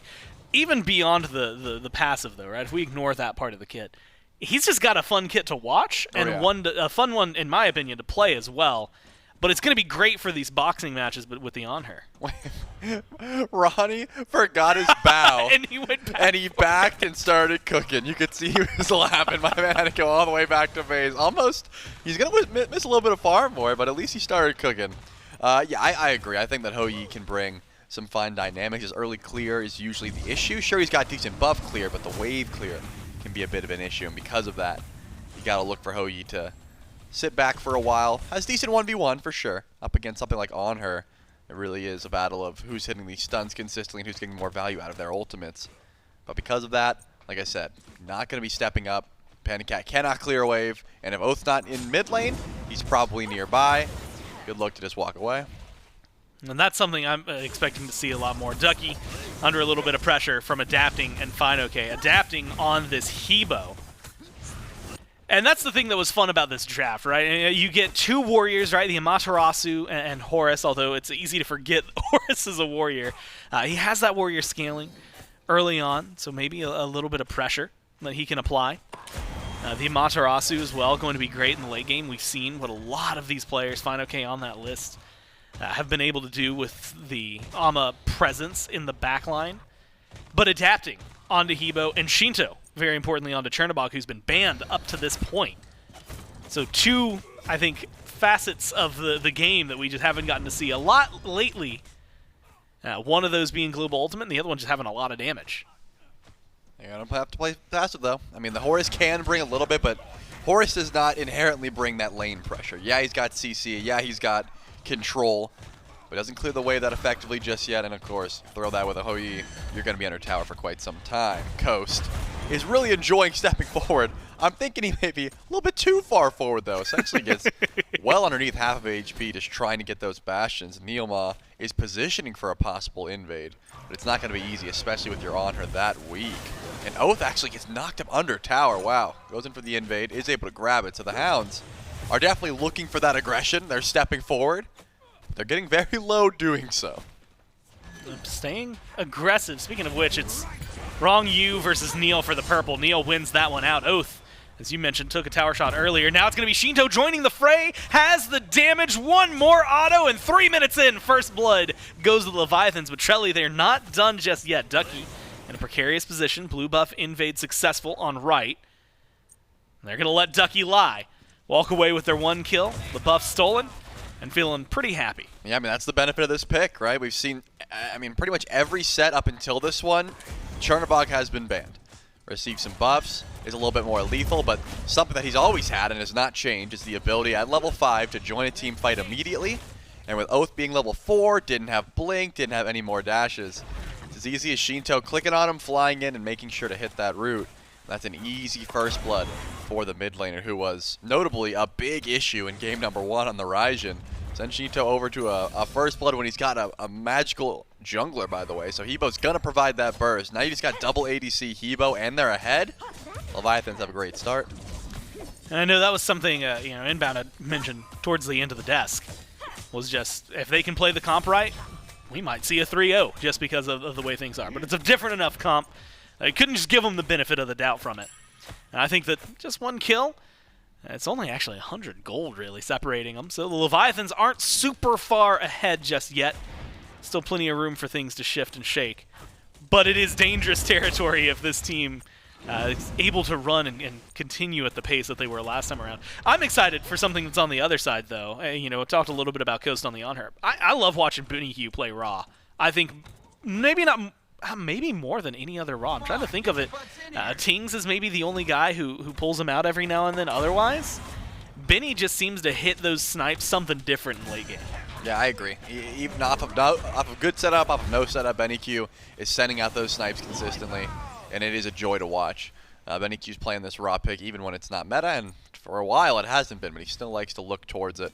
And I think Raw is just great early game as well. The heal, make sure that your solo laner doesn't get poked out when you do the speed and the blue buff start, when you pull that over to your back harpies. And then after that, you should just have phenomenal pressure in lane. I mean, you see Adapting never really wanted to get close, didn't want to look for a fight because of that heal. Oh man, Oathhh once again dashes forward, and here comes Sheento, luckily able to blink out before any combat comes through.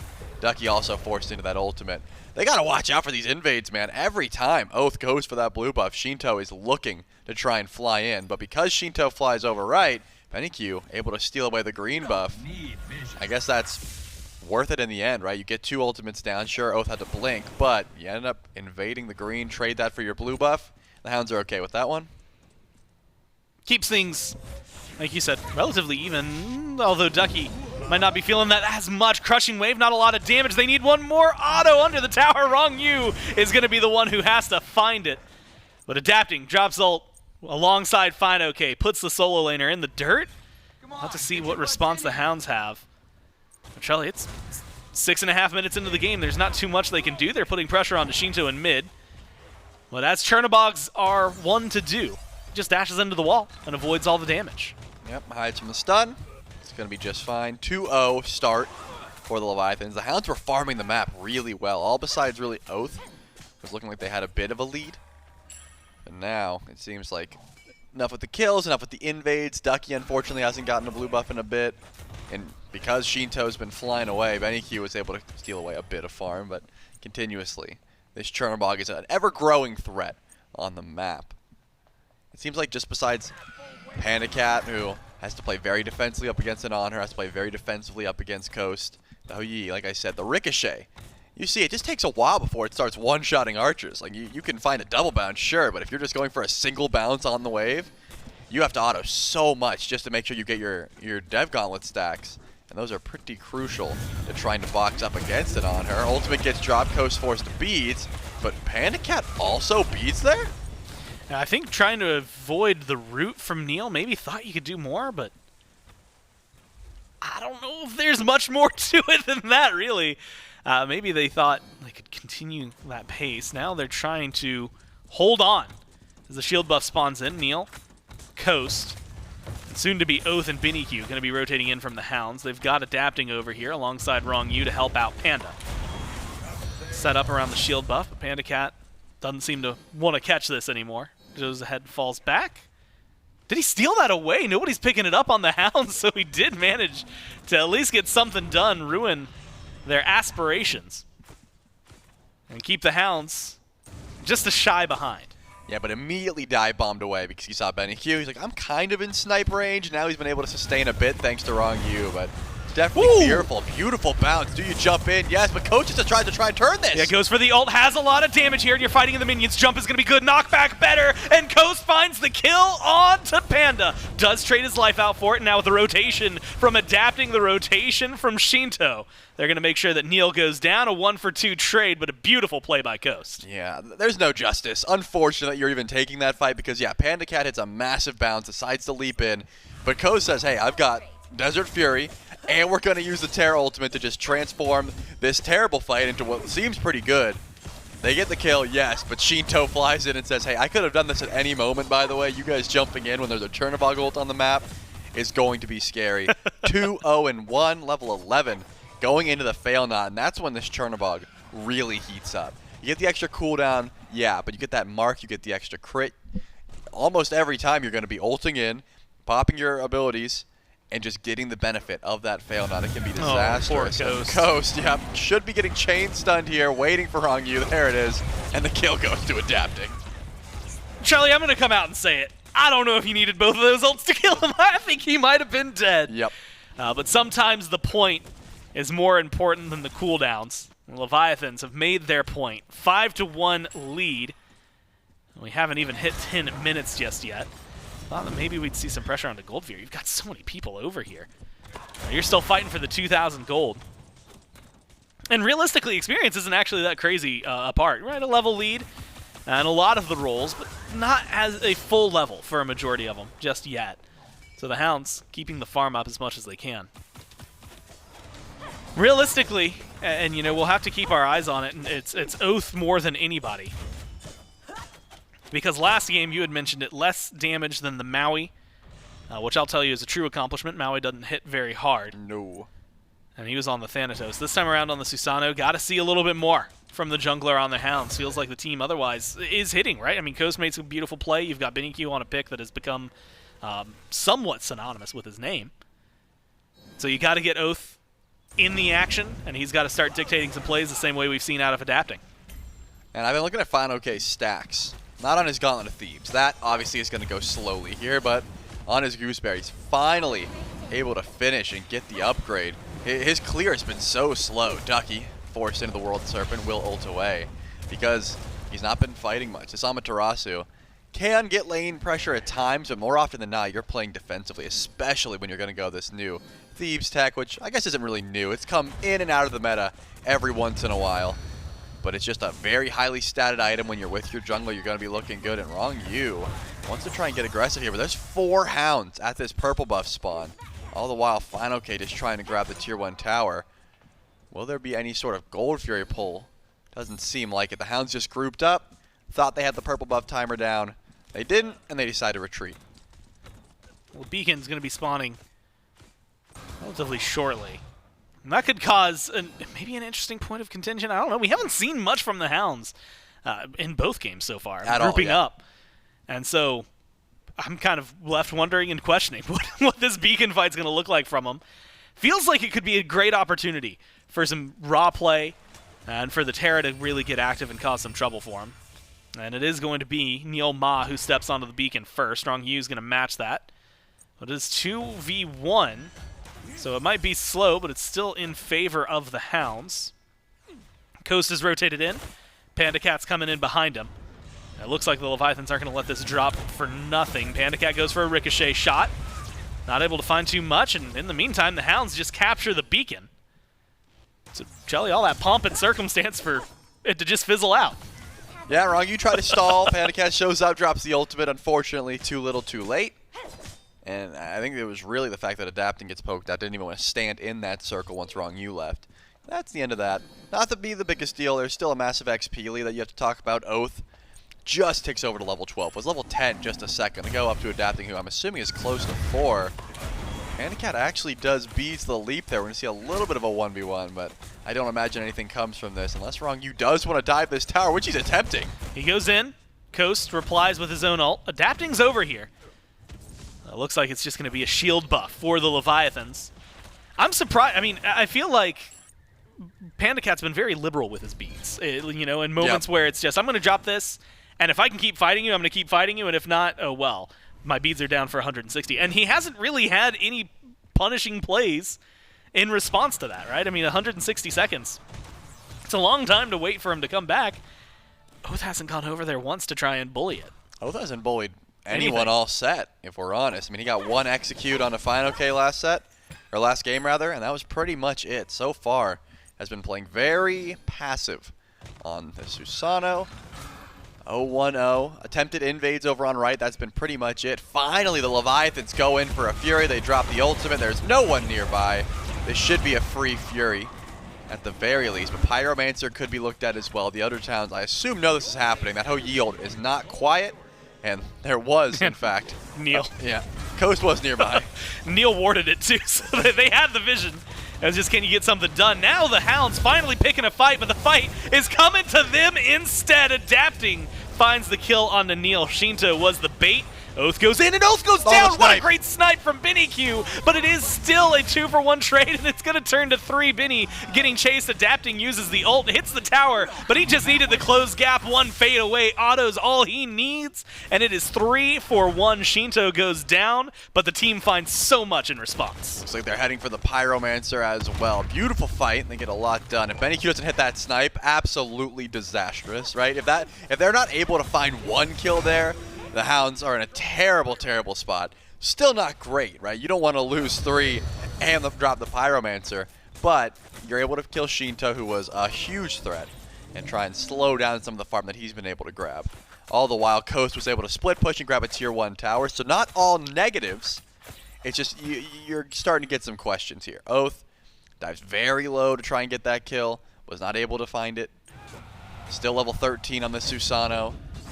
You look towards the 4-0 Hebo. Adapting is a growing problem.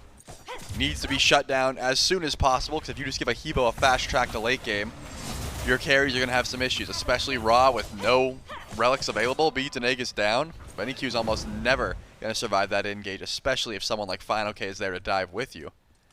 All the while, though, Coast, remember, he got this tier 1 tower.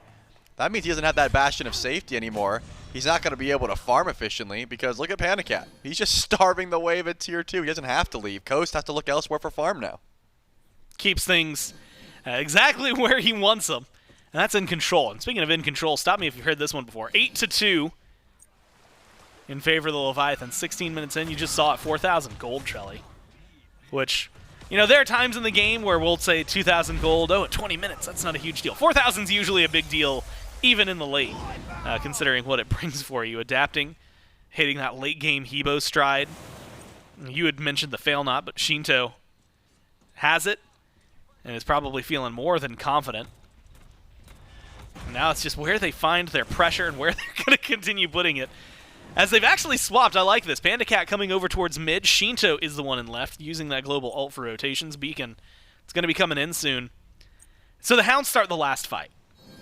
Can they feel confident, even though it went wrong, trying to start a fight around a Beacon, or maybe even defend a Fire Giant, or maybe not just defend, start one up themselves? They walk over to the FG pit. Ronngyu spots it out.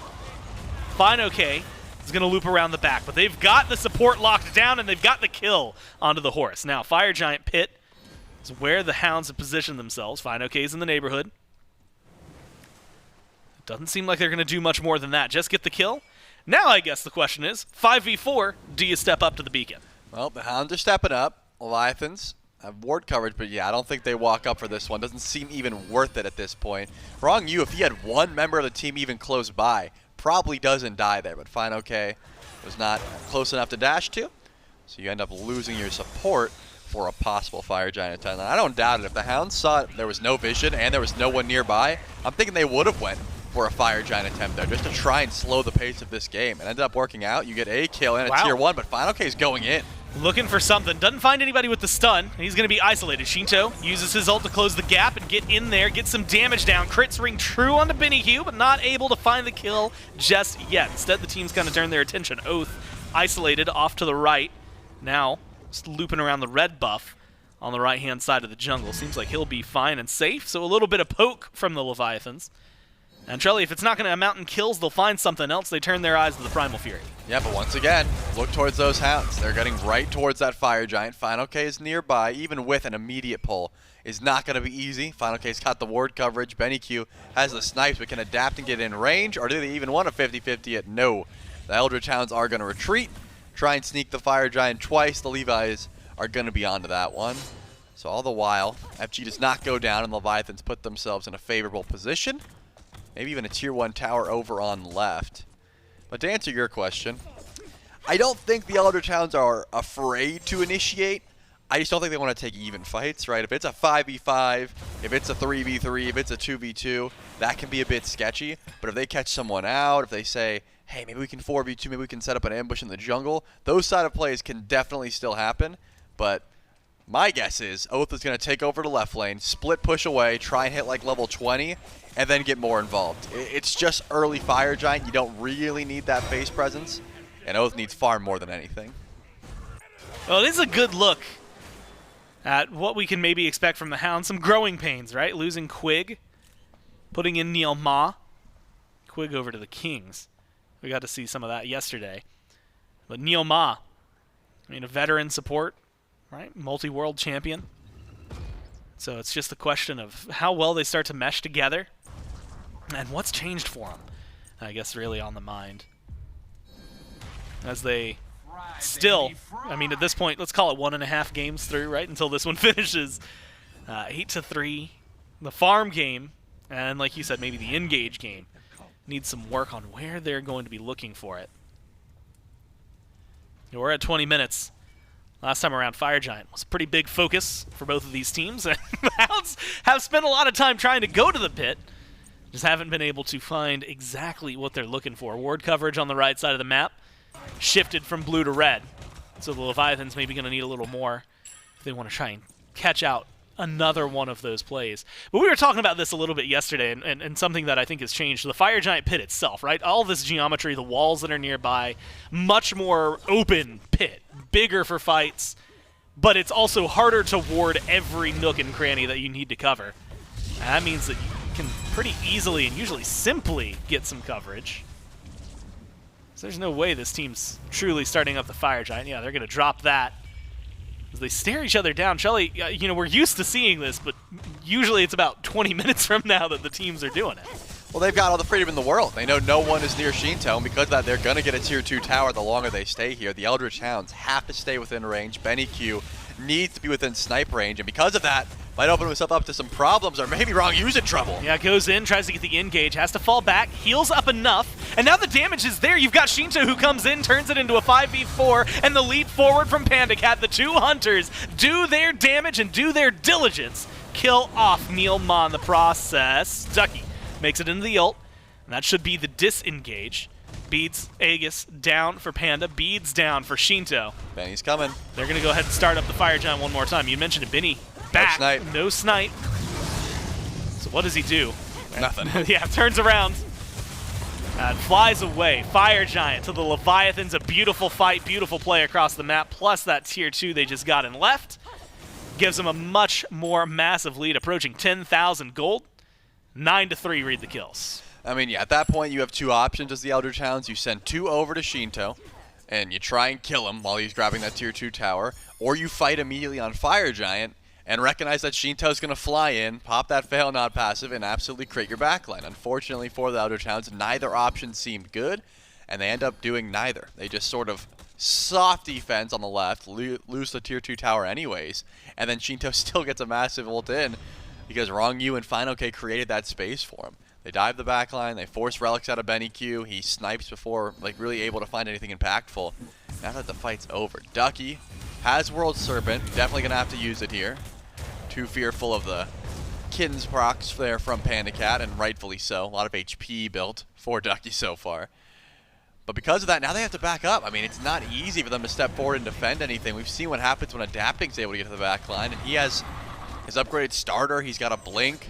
I mean, fineokay is essentially by himself and can step forward and be a threat because Sheento could follow him at any given moment. I mean, at this point, you've had free presence. I mean, free reign on the map. We were talking about it earlier, and we've kept coming back to it because it feels like the Hounds are having Smite played at them right now. A lot of the decision-making's been in the favor of the Leviathans, and they've been forcing the Hounds to play their game. And that's not going to change here. They knock down the Tier 2 in mid, and pings immediately over towards, actually, Oathhh in the jungle. Maybe they put some pressure on right. You've already got Sheento pushing it up. Pyromancer's available. The world of Smite just wide open to the Leviathans. They get to choose whatever they please at this point. Trelly, we're talking full builds. I mean, Sheento's gotten rid of the recipe already, has upgraded his starter, and a new Tier 3. So the power spikes are just so overwhelmingly in favor of the order that we have to start looking at it. Titan's going to be spawning on right. And defense is the only thing, I think, on the minds of the Hounds at this point. You couldn't step up to the Tier 2s. Those are all gone. All you've got left now are your Phoenixes. Can they hold back the Leviathans if they want to go under a bird? I mean, my question is, are they even going to get involved, right? I mean, think about last game. We talked about how Oathhh was bottom of the damage charts, just barely underneath Neil. it's essentially mirrored. Gore looks the exact same. Oathhh Neil gets like 2 autos and he's over. Exactly. You could tell Oathhh had one mindset. He was level 16, looked at adapting who was 19, and said, I am not fighting. I need to hit level 20. Level 20 is here. The upgraded starter, probably not far off either.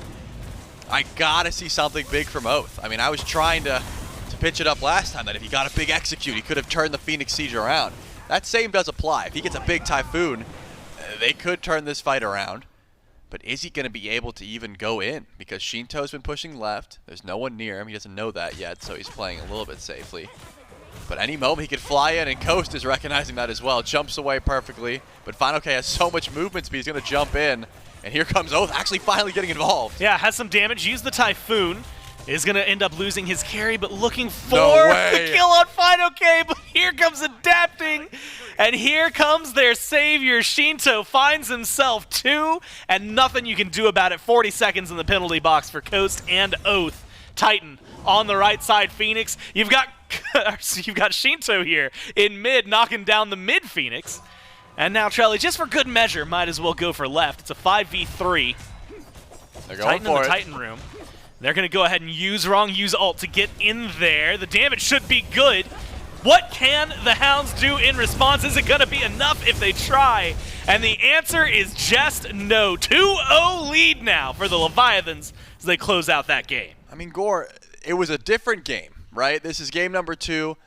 It was not the exact same as game number 1, but the analysis is the same. No sense of urgency. The Eldritch Hounds, in my mind, didn't try to stem any bleeding. They didn't make any risky plays to try and catch back up. They didn't try and stop any of the aggression from the Leviathans. I'm not going to say they rolled over, but they did the closest thing to that. Look, they picked up Neil. They're just trying to put the NeilMah passive to test as early as possible. I mean, down 2-0, like you said, you know, game 1, we didn't see a lot of the jungle. We didn't really, I mean, urgency is the right word.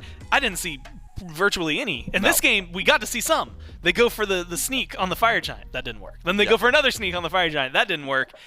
And then it fizzled out from there, right? And so it is whether, you know, you want to joke and say NeilMah passive, they're just looking for the reverse sweep to prove themselves, or if you want to say they just need to figure something out, it really is kind of where they're at right now. And I think that's what everybody, especially Hounds fans at home, are waiting for. We'll have to see whether or not they can give us the update for them, as it's now 2-0 for the Leviathans. We'll see if the Hounds can bounce back, because they need to, right after this.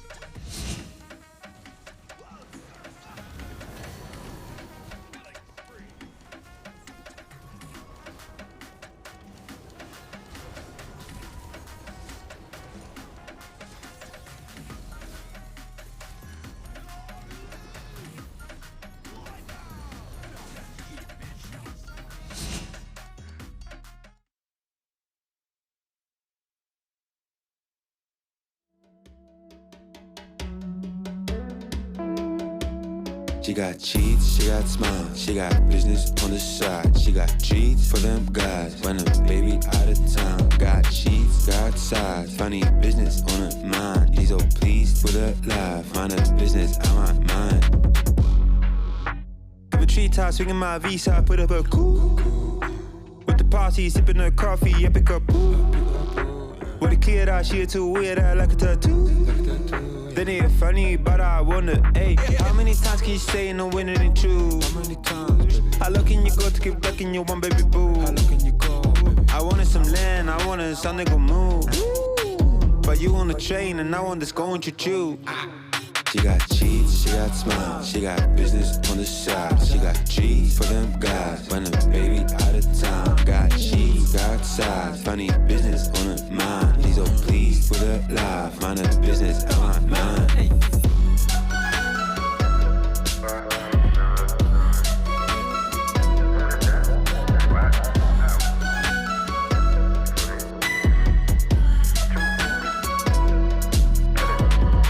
It's a tea time, leaning like in pizza. Put them knees down, squeeze it like a Capri-Sun. Got the teeth done, had to fill the crease up. Saw the sneakers by the door and realized it was time to go. Weighted blankets couldn't come for me. I'll need more to ever catch a scene. I keep wondering what I didn't see.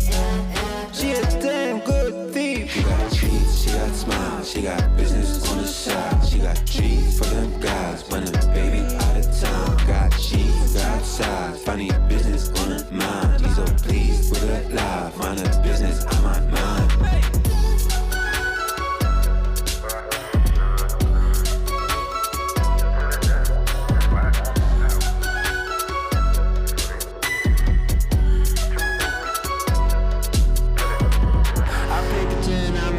I get a chance to make amends. I did the dance, I switch my lens to try and get how it makes sense. I play pretend this is the end, I get a chance to make amends. I did the dance, I switch my lens to try and make amends. She got cheats, she got smiles, she got business on the side. She got cheats for them guys when I'm maybe out of town. Got cheats, got size, funny business on her mind. She's so pleased with her life, money business on my mind.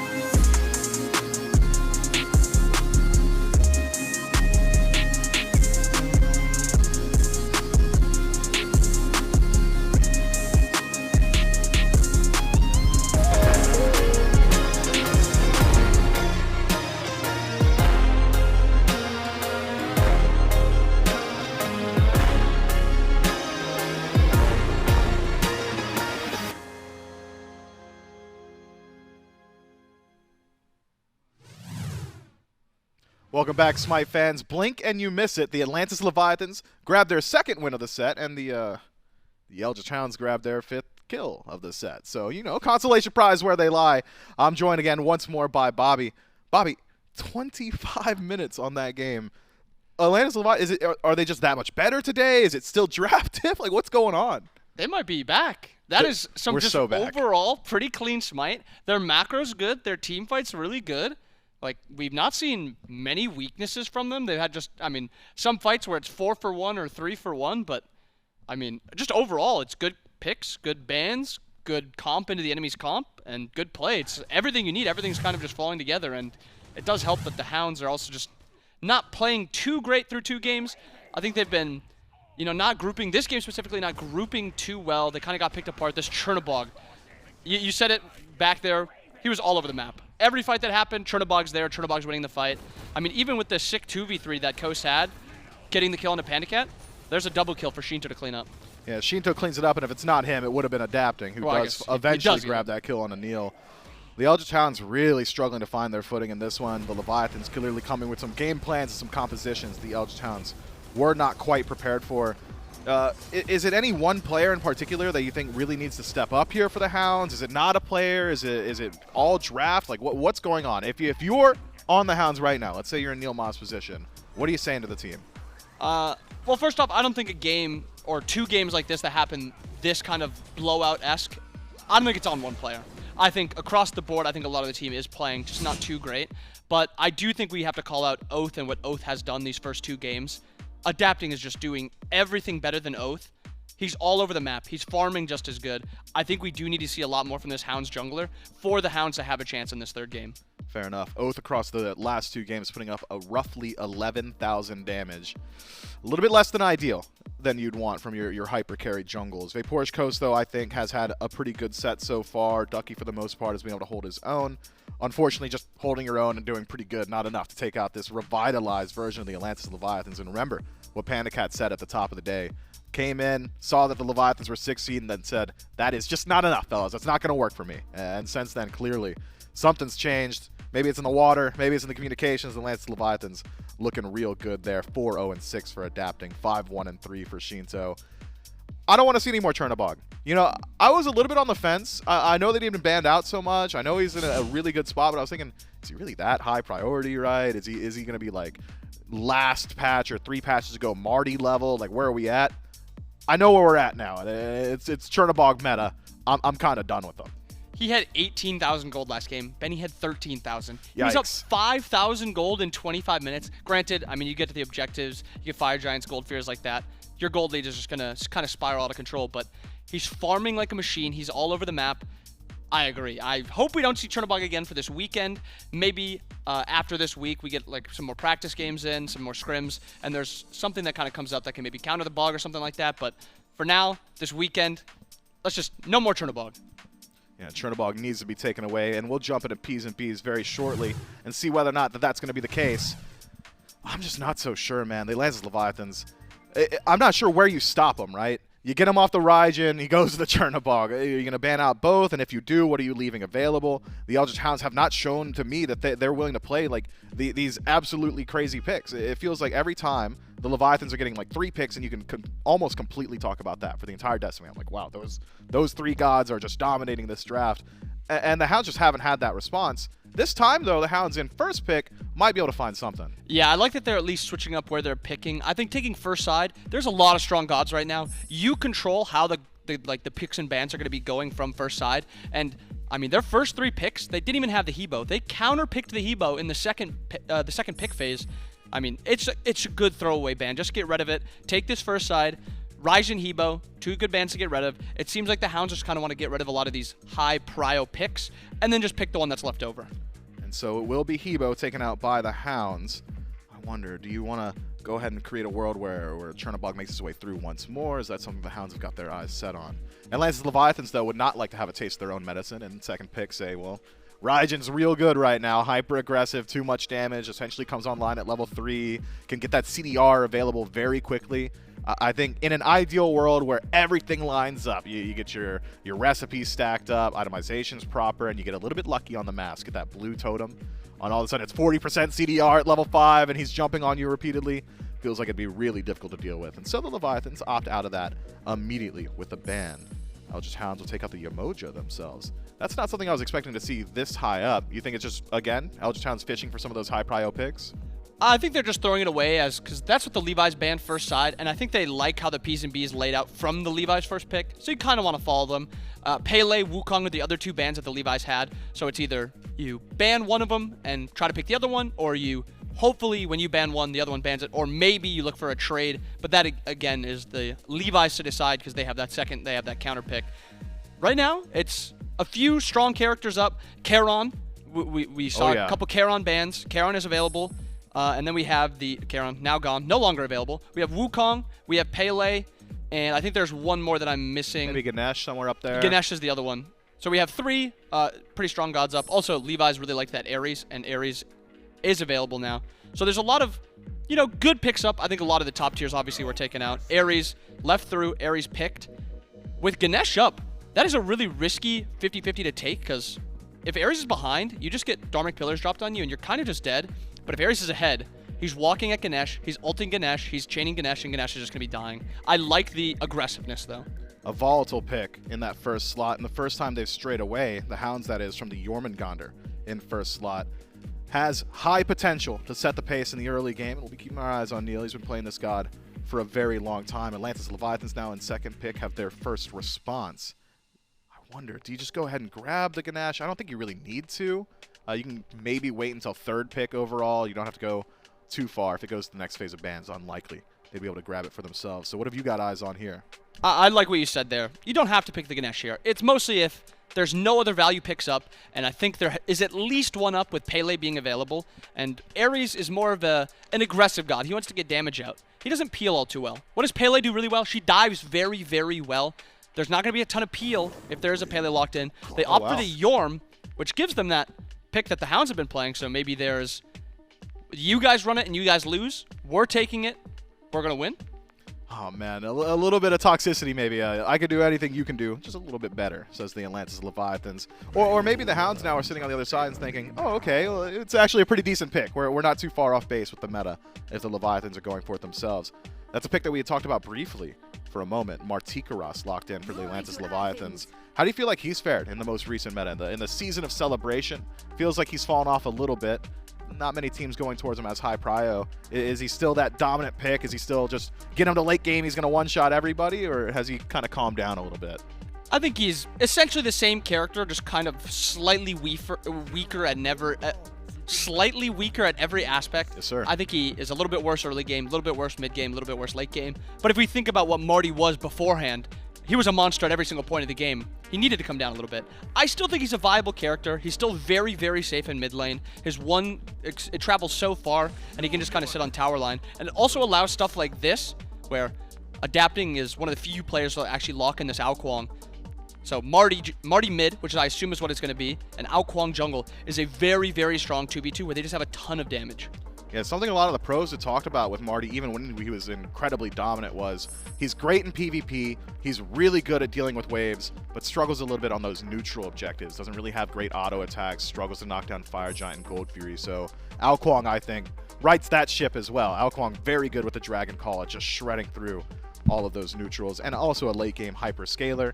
So if the Atlantis Leviathans are allowed to, take it to 30 minutes, group up, defense shred from Marty, Kuang can knock them down from there. Leviathan's eyes towards the jungler in their second phase of ban. Susano and Thor taken off the table. Meanwhile, it's ADCs, magical and physical, from the Eldritch Hounds. Freya and Anhur banned away. This is a very different composition from the Leviathans. It's been three very distinct playstyles from the Leviathans so far. This time around, almost feels a little bit more so like it's a protect the king composition to me. At least it was with that Capri hover. Ganesh can still do a good deal of that. They kind of just lose a lot of CC also. The last game they had the Horus, instant CC. They have Hebo, instant CC. And then game one, I mean, Raijin is a really good CC character. They had Athena, Susano. This game they kind of have, they've gone away from it. Now they're opting for damage in every single role. When they're diving, when there's like that mid-game little neutral part of the play, it's just going to be a lot of poke and not just, like I said, damage. So this Levi's comp, again, their comps seem to be getting just slightly harder to use, but not a lot of these abilities are hard to hit. Ganesh, you have to drop this box around, and then they have to walk through it. Yorm has a lot of area control. Marty, a lot of area control. So they're kind of dipping into that damage aspect, and it's just really easy kind of damage to hit. So the Atlantis Leviathans this time around, best defense, a good offense. They'd love to run it down and just connect their abilities. Eldritch Hounds now with their 5 locked in. It's a heavy CC composition. Ares and Athena, great initiators. Agni's got a little bit of it from range. Cern, of course, with large AoE CC. And that Bakasura hover that we've seen every game so far. Oathh's been considering it. Is it time? Do I want to do it? Now here with his back against the wall, has finally decided to lock that one in. What do you think of the 5-stack of the Eldritch Hounds? What portion of the game are they aiming for? What's going on? I was really curious if we were ever going to see a comp with Athena in solo and then this hyper carry auto attack jungler. Because now this Baka is going to be able to run rampant if the game goes late. And then they also have the backline damage. I think it opens up how the Hounds can play. And I think their comp just becomes a lot easier. We've also seen this Athena now as kind of the counter into Yorm if Yorm is picked. You just pick the Athena and you just kind of do what he does, albeit at a slightly worse clip. I think this Hounds comp is good. But again, it's going to take a lot from Oathhh. And Oathhh specifically for the Hounds to be able to contest this game. Levi's have another really good comp. And what were they lacking? They were lacking CC. Artemis, probably one of the best CC hunters. She drops ult and it just stuns all 5 characters. So I love this last pick by the Levi's. And Caledonian Boar also a phenomenal CC tool, has great late game scaling, so matches up with the ideology of the rest of the Atlantis Leviathans draft. They've just been running strategy after strategy this time around. It's about that late game grouping, that ability to knock down those objectives, and the Hounds a little bit more so playing around that CC, their engagement through that. You say a lot of it rides on the Bakasura, a lot of it rides on Oathhh. Where are you sending Oathhh? Where are his opportunities? Which lane do you want him focusing? How is he going to make his best stamp on the game? I need Oathhh visiting duo lane. He's put a good amount of pressure in solo lane, especially game 1, but not a ton. Adapting has been playing towards duo just a lot more than Oathhh. I need Oathhh to visit that duo lane, go for purple buffs, go for shield buffs, take those 3v3s over there. Kuang is not a dominant character early. Baka, once he gets that level 5, is so much stronger than Kuang, as long as Kuang doesn't just have a free execute. But I need Oathhh to get involved in duo, and I need it to be earlier than... I guess he didn't get involved at all. I just need him to get into that dual lane as soon as level 5 hits. That's what I need. Just show up, do something in the dual lane. Go over there and die if you have to. Just make sure you're there. Well, preferably not, but... Maybe kill. Look, get a kill, and things are going to look a little bit better. It is so interesting, though, that the Atlantis Leviathans and Panda Cat leaves it all on the table with his initial interview. Said, yeah, we're gonna camp duo. I'm gonna have Kenneth come over, and it's just gonna work. And so far, Mans was just right. He just walked over and simply put Panda Cat ahead every single game. There hasn't been an equal response from Oathhh on the other side, and that's exactly what you're calling for. What about the Atlantis Leviathans? We know it's late game, but how late do we need to get? I personally don't think it needs to be that late. I mean, Ganesh helps a lot in the mid game, that shred, that extra damage. Yorm is also a character that plays well early. I think it kind of relies on what type of build is Panda going to be doing. There's the 2 Artemis builds that are running the round. The auto attack crit build that Netroid was running yesterday, and then there was the full Bluestone cooldown damage, one. yeah. And I'm curious which one he goes for, because I think one of them allows for objective play a little bit more, and one of them allows for PvP a little bit more. And I think it kind of depends on what he's planning on doing. Back against the wall, the Atlantis Leviathans up 2. You heard it from the desk. Let's get right into the cast. That's right. It's going to be a 2-0 lead now for the Leviathans. And Trelly, the pressure is on here for the Eldritch Hounds. It's going to be Gore, Trelly, and of course Doug here for Game 3. And I think eyes turn towards Oathhh, not just on the desk, but maybe for everybody. We got to see him get active. We got to see what this Bakasura can do. We've had some signature picks from him. This is one that I think has to go well. A little more in favor of the Leviathans this time around, though. It was 71-29 split last time around. Now it's got a 66%er in their favor. And I'm wondering, what do you think has made people lose some of that confidence, or maybe gain confidence to the other side? Well, once you see a team get O2'd, and you get to see Oathhh just, unfortunately, not find any sort of success in the first 2 games, you definitely lose faith. The Bakasura is a pick that can also have a game like that, where you are just farming, you are not finding any aggression. If you get behind, you can't 1v1 anyone. And if you get off to a bad start like that, it could very easily be an 0-3, right? So I can see why chat is definitely leaning towards a possible 3-0 here for the Leviathans. However, if Oathhh gets off to a good start, if he hits level 5 first, if he catches adapting in the jungle with blink and not beads, there's a chance for a 1v1 there. His ganks, I think he's been looking a lot towards duo lane, and that might be the biggest change-up, to be honest. Oathhh has been spending a lot of time with that shield buff, right? He's been heading to the left side of the map. And more often than not, his lane's either getting pressure so he can't gank, or there's just no kill potential at all, so he can't get involved. And because of that, we see do a little bit of an invade. Unfortunately, doesn't seem like the Hounds were able to get any steals, so everyone gets their buffs here. But at the very least, some good poke, and Coast hits level 2 first.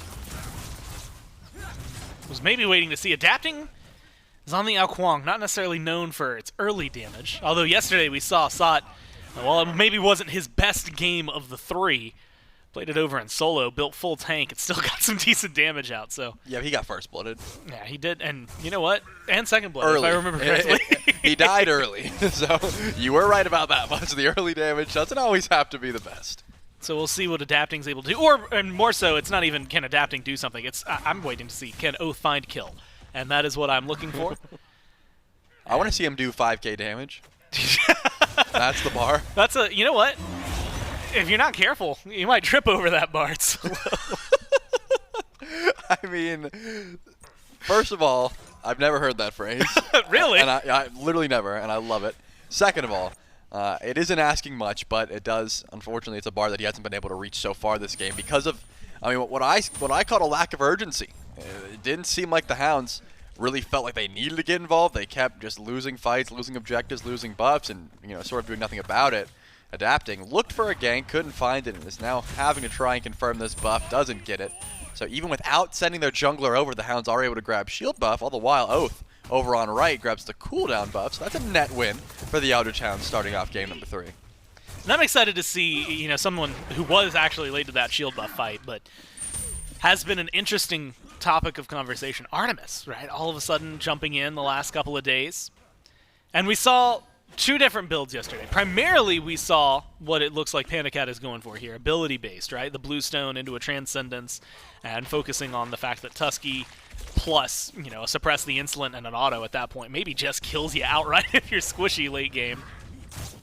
And so I'm kind of curious for you, like, do you like this ability-based Artemis, at least ability-focused, I should say, Artemis, or do you prefer when you lean more into the autos? Well, Gore, I'm not one to speak without testing. And yesterday, when I saw Cyclone build it, I was like, okay. I've been told fineokay's also been going it on stream, so I was like, I'll test it out myself. So that's what I did. Last night, I played some one-shot Artemis, and I gotta say, I was pleasantly surprised. I'm not gonna say surprised. It's not shocking. It's not like building Transcendence on Hunters has been, a far cry. It's happened before. Artemis has been in the game for quite some time. We've all went this build. It's just the changes that have come through with Bow. I think it works out quite well. I believe, my suppress the insult was on a 4-second cooldown when I had full CDR, and it does a lot. The slow is annoying, the damage is annoying, the range is annoying, and you can do that every 4 seconds once you get full CDR. So yeah, I'm a big fan of this build. I think that it works out a ton when you have someone who's trying to get within melee range of you. Guess what? Oathhh is going to have to get within melee range if you want to try and dive PandaCat. So I think it works out quite well. And once you look at the actual bouncing of Tusky near a jungle fight where everyone's grouped up and you're getting 4, sometimes 5 hits from that ultimate, it's a little bit ridiculous. And if you're new to SMITE and you haven't seen Artemis in a while, because she hasn't been meta, Tusky is the name of the Caledonian boar. Yeah. I figured that we should probably say that, because who's been playing Artemis in the SPL? Good point. I do think, and you know what? You played Artemis more recently than me, and we'll have to hold that thought for a moment as Ducky finally put under a little bit of pressure. Adapting's not going to find the damage necessary, though. I do think she has a voice line that calls him out as Tusky. Like in her base skin? Well, I guess it was, She did get a... Yeah. But I don't think that touched the voice lines. I don't know, actually. Did you hear any last night while you were testing it? I was getting stomped in Assault last night. That's what I was doing. I used the Rave Girl skin, where she's got the bus, so it's not Tusky, it's a bus. Busky. Busky. Well, we'll have to keep our eyes out. Tusky, appropriately named, because Caledonian boar just doesn't sound cool for a pet. And so we'll see what PandaCat has to offer. Honestly, we're talking a lot about him, and we would have to talk for probably another 10 minutes about him if we wanted to keep it relevant by the time he started doing the damage we expect. Transcendence will be a big spike there. It looks like Dev Gauntlet's on the other side. We also seen Kern. It feels like Hunters right now are maybe the most, Chernobog's up at the top, but we've seen more versatility. You had mentioned Rom, seeing Chernobog, who has been in that kind of cycle, here locked in, and now Cernunnos, who's locked in for Coast. Feels like we've got quite a,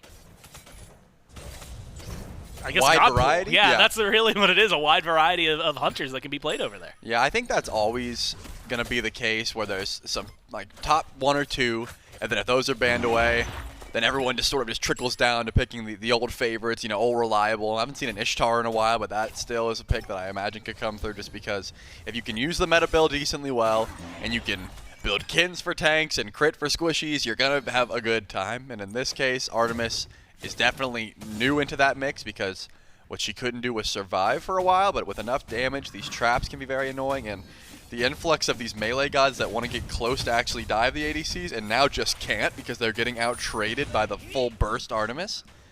I do like what I've been seeing. And it's also nice when you're up against something like a Baka, because you can just run in a straight line and then drop a trap at your feet, and if Oathhh doesn't have CC immunity, he's stuck and the gank is over, right? You do have a little bit of self-peel besides just having that Caledonian boar to drop on yourself. And you had mentioned it, Suppress the Insolent has a slow. And you've got a move speed stem. Yep. Like, there's a lot of stuff. When you isolate it and say it like that, she sounds really good. But then when you remember the last, 5 years, maybe longer, there's been very few metas where Artemis has been a go-to pick. Pretty sure it was Golden Blade on Hunters. Yeah. Artemis is good.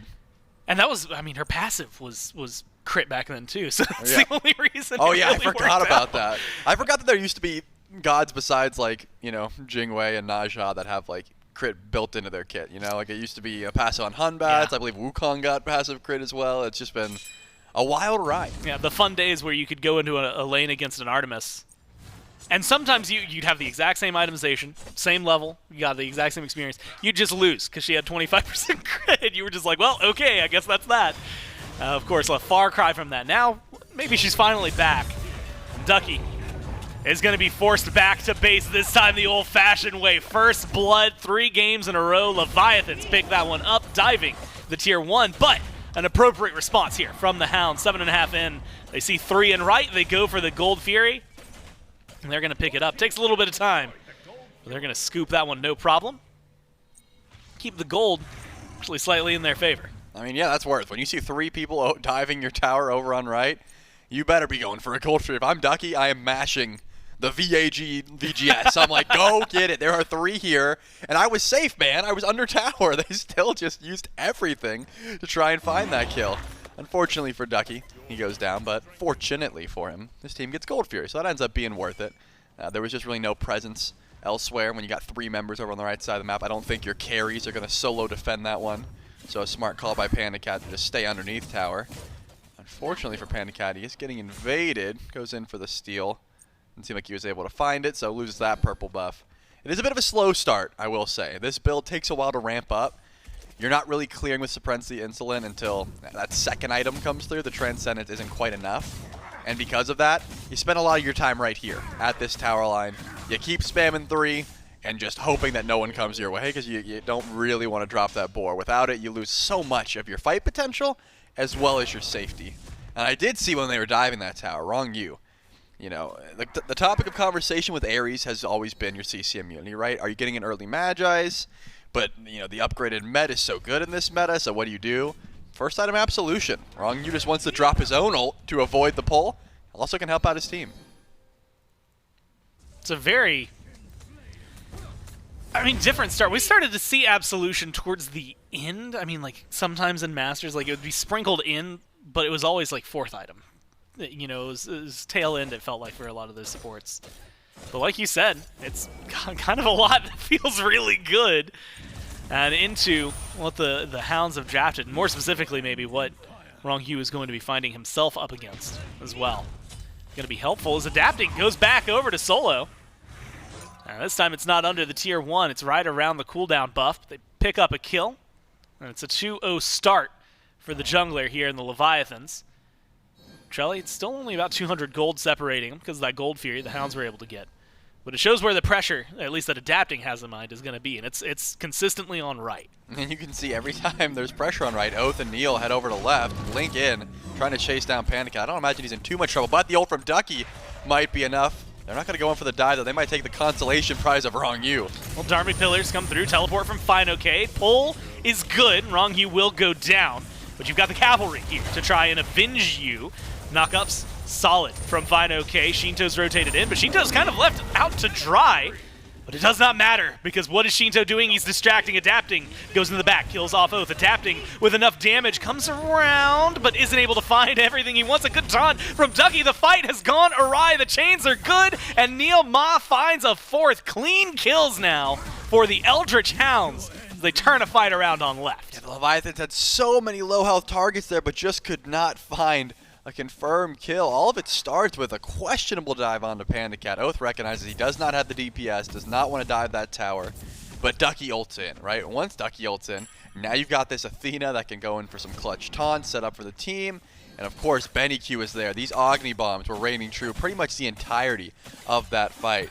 Very clutch with the CC and the follow-up, and now the Hounds, I'm pretty sure for the first time in this whole set, have a convincing lead, right? About 1,000 gold in their favor, 1,500 or so that they can use. Because remember, they got the Gold Fury already. They have the timer. They have this Oni Fury that they could go for immediately after this fight. And relics aren't looking good. It's a relic graveyard on the side of the Leviathans. You think anyone on that team wants to step up to an Oni Fury right now? I'm thinking not. That'd be scary at best. Bad decision at worst. Ducky, man, poor Ducky. Does get the dash this time. And has a little more help. fineokay and Adapting have been doing anything in their power to make this Athena regret being an Athena. But as of now, with Oathhh and BennyQ rotating in, that's going to stop that fight. Tier 1 was taken incredibly early over on right during that initial gank, the first gank on Ducky. And ever since that happened, Shelly, Adapting has just decided this is his home. It is right here between the blue buff and the experience buff of the Eldritch Hounds, and nothing is going to make him move. I mean, why would you? And now that Ducky has beads, I think you're probably not spending too much time here. But when Athena starts teleport, and she already has a global, and you're an Kuang, yeah, keep looking for those executes, keep looking for those kills if possible. BennyQ does back up there. I thought maybe he's going to have to relic just because Adapting was on the way, but decides against it. He's got plenty of CDR, and just one dash is enough. That's what I was talking about. The Hounds have the timer. They start going for this Fury immediately, and unless Ronngyu can dash forward, nope, doesn't even try. That Oni Fury goes down for free, and the Eldritch Hounds continue their lead. And I love this play, by the way. They're not just going for the Fury. They didn't use much, right? They didn't drop ultimate, so they're still stepping forward, looking for a fight if possible. Maybe one on a Panda Cat. And this beautiful, beautiful shots from Coast. A little bit of assistance. Maybe didn't need everybody over there, but they get the kill. The kill is what matters most. 0-2 now for PandaCat. Now, Chelly, 13 minutes of Game 3, and we have seen more out of every facet of the Hounds comp than we got to see in Games 1 and 2 combined. Definitely true. Does Oathhh have more than 5,000 damage, though, is the question. Not quite. He's only at 2,000, so he's getting there. He's getting there. He's definitely getting there. It's early days, and the Hounds are controlling the game so far. Sheento and Ronngyu attempt to pull on the Pyro. Not going to be easy to try and go for this one. But, oh, man, you were talking about how PandaCat's having a rough time. He's 4 levels down. Can't even hide underneath his tower at this point. Coast is just begging him to take a 1v1, begging him to try and find a fight. I mean, he's got beads and Aegis. Why wouldn't you? Maybe Adapting is able to help out his dual lane partner. But it's not going to be easy to kill Coast at this point. 3-0. This Cern is dishing out a ton of damage. It's not like Kuang also isn't, but I don't know if you want to trade with the level 15 Cern just yet. Yeah, you're still 2 levels down there if you're Adapting, so an interesting fight to go into. Just like this, World Serpent forced from fineokay. He's going to fall back to his own blue buff. Maybe a different pace of game for the Hounds, and one that has been rewarding. 3,000 gold, 14 minutes in, and they're leading by 2 kills and 5-3. And so it is just, I mean, better. It's everything that we've been asking for, and finally some signs of life out of them. We'll have to see how the Leviathans themselves are going to respond. Pyromancer started up by the Eldritch Hounds and spotted pretty instantly by Ronngyu. Adapting goes into the back, looks for some damage onto BennyQ instead, is isolated right next to NeilMah. Again, a little bit of damage thrown his way. Ult from Neil is going to be met with beads and ult from Adapting and Sheento respectively. So CC immunity down for a couple of targets, maybe openings for the Hounds in the next few minutes. Certainly could, but that Pyromancer wasn't dropped, still picked up here. BennyQ actually dashes forward. Ronngyu is the target, but how much damage does Coast have? Plenty is the answer. Ronngyu drops, and the Pyromancer isn't looking too good either. Right now, it is control, control, control. The Hounds, the massive surprise after the first 2 games, turning things around, finally looking comfortable. Get themselves the Pyromancer. Maybe just another kill to add to it. Why not? Sheento isolated and killed off in mid. And now the tier 1 tower going to fall right after. fineokay's lurking behind. But what can you do when you're in a 3v5? PandaCat stuck over and left. fineokay taunted in by Ducky. They go for the kill. Executes good onto BennyQ. Now the dash forward, they go for the solo laner. Find Ducky, double kill for Adapting. Now the 3v3 can continue, and the Dharmic Pillars get dropped. That's going to shred some of this health bar. Can't quite dive the tier 1 just yet if you're Adapting. You want to keep that HP, but Rongyu's leading the way. Chains are good from Neil. fineokay goes deep, misses the spit.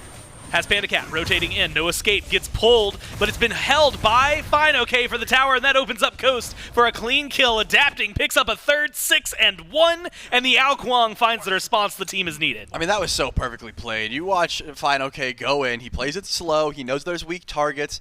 You know what? I'll call it perfectly played, but also the Eldritch Hounds step up a little bit too far. That tier 2 tower was greedy. The question is, how much can Oathhh get in return, though? Someone needs to split up. There's no way they can stay grouped up here as 3 low health targets. Someone needs to take the bullet. It might have to be Ronngyu, because it seems like he started backing second.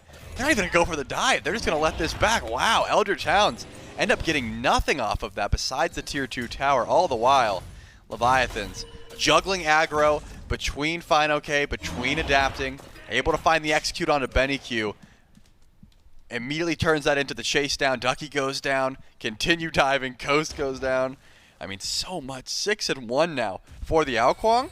But all that turns into is the 1 level lead in the jungle, and that's pretty much it. I mean, PandaCat got some free farm, which is nice, but I think you're still going to need a bit more if you want to try and fight back into this one, the Leviathans. That is a good first step, though. They're able to counter if the Eldritch Hounds make a mistake, if they step too far forward. They still do have that damage. And right now, I mean, 6 kills. Feels great for adapting. 6 assists on fineokay. He's been a part of every single kill as well. I don't think they know. And that's going to be a Fire Giant started up. And like you said, they don't know. In fact, they're on the beacon right now. They're on left. They're going for the Primal Fury. And it is wide open territory for the Fire Giant. Ducky should spot this out. He's going to know. They've got CC. They're going to walk over. The damage, it's all going to be the toss-up. What can they do? Not take it away. Can you survive? The answer's going to be no, at least for Ducky. Executed up into the air. Adapting is going to find himself, I guess, retreating with the rest of his team. Kill on board for PandaCat. Now it's 7-7. The Hounds had a massive early lead. But the way the Leviathans have played, Trelly, last couple of minutes, nothing you can do about it. Yeah, I mean, that's incredible. Usually when you're a level 16 Artemis who's 1 and 2, 2 levels behind, and you just don't have a chance in hell in boxing your opposition, you're pretty much delegated to sitting in duo lane, farming, and hoping you can catch up. You split push a bit. Hoping. PandaCat, I'm not sure whose call it was. Maybe it was his own. Maybe the team said, hey, yeah, you're not ahead.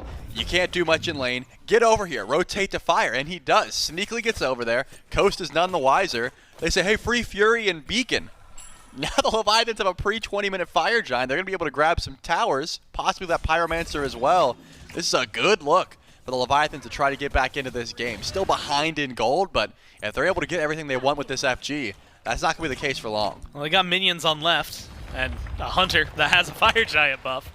And so as long as they can keep that pressure up, it should be fine. You see Coast rotating in. And that really brings us to, I think, the important question. BennyQ is going to come over here. Never mind. The important question's gone now. It's just how much are you willing to kind of commit for this tier 2 tower right now if you are the Leviathans. And honestly, Charlie, it's a lot more than I thought. They've got 4 rotated over. Sheento's going to continue pushing down mid, knocks down the tier 1 tower there. Keeps things in control between the 2 teams. But this is going to be the hard part, trying to actually break into the base. You've got good defense coming up from the Hounds. You're, like you said, sub-20 minute for the Fire Giant. And so this could be a really easy hard defense for the Hounds as long as they hold on to it. Yeah, they're playing this smart. I mean, split up the opposition. Oathhh is over on the right side. The map hasn't quite revealed himself yet as Sheento was pushing up mid by himself to see who would try and defend that tier 2. But if no one shows up, Sheento and Adapting will grab that tier 2 for free. Oathhh seems to be the call. He has enough clear to step forward. But are you feeling confident enough to push into a tier 2 tower with the taunt from Ducky, the possible ult in from NeilMah, and the damage that BennyQ and VaporishCoast are able to output? Does not seem like the case. Minute 30 left on the power play. There is still a Pyromancer that can be grabbed, and Adapting and Sheento will do that. And I guess the duo lane is delegated to just grabbing some buffs and backing up. Not the most impactful Fire Giant, but what it has done is even up that gold lead, split up the map presence a bit, and shown that the Leviathans, despite being down a ton, can still fight back. And at this point, you've actually taken the gold lead if you're the Leviathans. And so from 4,000 back to even, anything from here is just a net gain. And Charlie, all it cost was a Beacon and a Primal Fury, so I don't even think they're that upset about it. Unable to get the tier 2s, though, and like you said, with only, well, now 45 seconds left, probably not going to get any tier 2s. They saw what happened the other way, right? The Hounds, that big fight in mid happened because they pushed for the tier 2 in mid. And so just trying to keep things a little more equal, a little more even. Virtually identical builds. And by virtually, now that I've looked at it closer, it is the exact same build for Sheento and Panda Cat. And so now that we've hit this late game, and more specifically, 19-19 in mid, 18-19 Panda Cat to coast, it feels like we can actually see a lot more from the Artemis and from the Marty to really get into the fight and actually lead the team, as opposed to what we've been seeing and kind of what you had referenced earlier, where most of the time you just get relegated to a farm machine. That would be the usual call. The Eldritch Hounds recognize there's probably members of the team on the left side of the map, so why not push in for a tier 2? It's not like fineokay and adapting can stop this tower from going down. They can try and chase afterwards, but it won't be the easiest play to make. It does seem that there isn't any chase down potential because the rest of Leviathans are already back home. Actually, there are some low health bars here, and adapting's got the wraparound, but the rest of the team is so far away. It's going to be a while before adapting wants to show face here. At the very least, fineokay is making sure that the Eldritch Hounds have to continue running. It's not going to be easy to try and go for the fight. He's even ulting in. I think the Hounds can just run, though. Well, how much do the Leviathans want to commit, or are they just trying to open up the Fire Giant pit for themselves? And it's only a little bit of damage. Like you said, fineokay devotes the ultimate, so it's going to be a little bit easier to kill off. Beacon alive over on the left side of mid. Fire Giant going to be spawning in just a few seconds. Leviathans have control of the pit. Since that last big fight, still stayed 7-7, even though the gold has started to skew towards the Chaos team. Fire Giant starts to go. They're going to drop this pretty instantly. And Trelly, we find ourselves staring at each other one more time, 23 minutes in. Beacon spawns. Titans, at this point with the towers, would spawn over and left. And it looks like Leviathans are going to go ahead and try to get that one rolling, see where the Titans not just go, but what they can do maybe on their own. I like that call because Leviathan said, hey, if no one shows up for some reason, yeah, we'll go for the insta-burn. But if anyone shows up, we don't really want to fight. Remember, fineokay's ultimate is still down. You highlighted it very well. The World Serpent is the best way to get out of jail. fineokay didn't have beads. He didn't have blink. So yeah, if your ult's not up, you probably don't want to look for that scrap. And they decided against it. They go over and grab the beacon. Remember, beacon changes are impactful still. You're not getting that extra movement speed anymore. You actually get extra damage, which is a big deal. Leviathans were able to finally grab one for themselves, and now it's the Eldritch Hounds who are able to go in for the Fire Giant. It's going very quickly. Now the burn is there. Do they have the secure? Leviathan step up. It is going to be the Hounds who pick this one up. Now the fight afterward matters just as much, because can you stay alive with the buff? The answer is not only yes, it's emphatic. They can kill off Ronngyu and get aggressive. They look like they're going to trade. NeilMah. He's getting low. One more hit is all you need. Adapting goes in. Execute onto Coast. Looks like he's going to land where? Oathhh or Neil? The answer's both. Might as well find him. Tries to chase it down. Gets a double by taking care of Oathhh. Panda Cat picks up the scraps. 4 gone in the blink of an eye. The Hounds get the FG. Lose the fight. I mean, that looked like a good fight too, right? I mean, the Eldritch Hounds, they get their 50-50, which was very close. Oathhh jumps away, which I think was the correct call. Leaving could have been easy. The difficulty, of course, is that NeilMah is Ares. You're either in or you're out, and Neil was in. He goes in for the ult, and the rest of the team decides, hey, can we go in or not? They say yes, and now it's up to Ducky to try and keep the Titan alive up against 4. They are not going to go in for the end call because there isn't a Titan here. It's over in left lane. Unfortunately for the Leviathans, they had plenty of time, but they just didn't have anything to kill. They can go in for the tier 2 tower, retreat for their Titan, and this game's going to go just a little bit longer. They get the mid Phoenix. They get the tier 2 on left, so more gold in their pockets. That's going to be helpful at the minimum. And Shelly, it goes back to that conversation. I'm sure the Leviathans, I mean, you couldn't have really predicted that kind of fight, that level of fight going your way. We've had conversations in the past on whether or not it's worthwhile just maybe letting the beacon sit there for a few minutes. So that if you have the opportunity to end, you could still potentially go for that final hit. Instead, like you said, fineokay sent over towards left. He's going to clear that out. The Chaos Titan not faring much better, but it is still alive. Teleport from fineokay comes over towards right. The Leviathans step up to the Pyromancer to block off the Hounds. They're going for a fight. Neil, you said it. If he's in, he's in. He's not going to have too much in terms of aggression. I believe that was a frenzy used. by Ronngyu. And it's not going to get him too much, except a Pyromancer, which at this rate is going to open up a lot of doors. One Runic Bomb in pocket, and it's on the 8-1 and 2 Kuang. And Trelly, now it's just for the Leviathans to figure out where to go and the Hounds to figure out how to stop it. Yep, still have to deal with the Titan. The Hounds are. They are able to drive that one back, but the Leviathans have a Tier 2 tower on their mind. Remember, they didn't get Fire Giant. In fact, the only member of anyone that has one is Ducky. He has FG buff. No one else does. And the Leviathans, they say, hey, we've got a mid-bird down. Might as well push up for the Tier 2 over on right. Seems as free as a tower you're going to be able to grab. Then decide to go back to base because Sheento's holding on to 3,000 gold currently in his hand. Could get a full Heartseeker. Could get, you know, a Blood Forge if that's something he's looking for. But Heartseeker more often than not is the call, and that is what he's able to grab.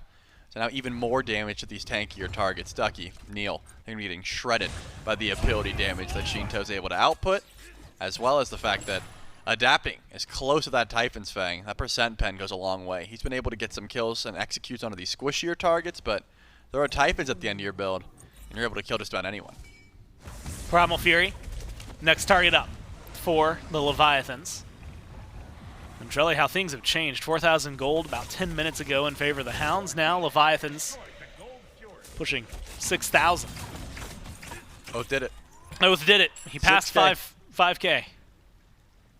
Not by a wide margin, but has done it. And again, Baka's not a he's not a poke. He's not a poke jungler. Yeah. It's very difficult when your team is losing on these picks to try and make impactful plays. Like I think the Susano was a bit different, but as a Baka, you're all-inning, and hopefully you're getting a kill and trading with your life at this point. He's got Deathbringer, he's got Bladed Boomerang.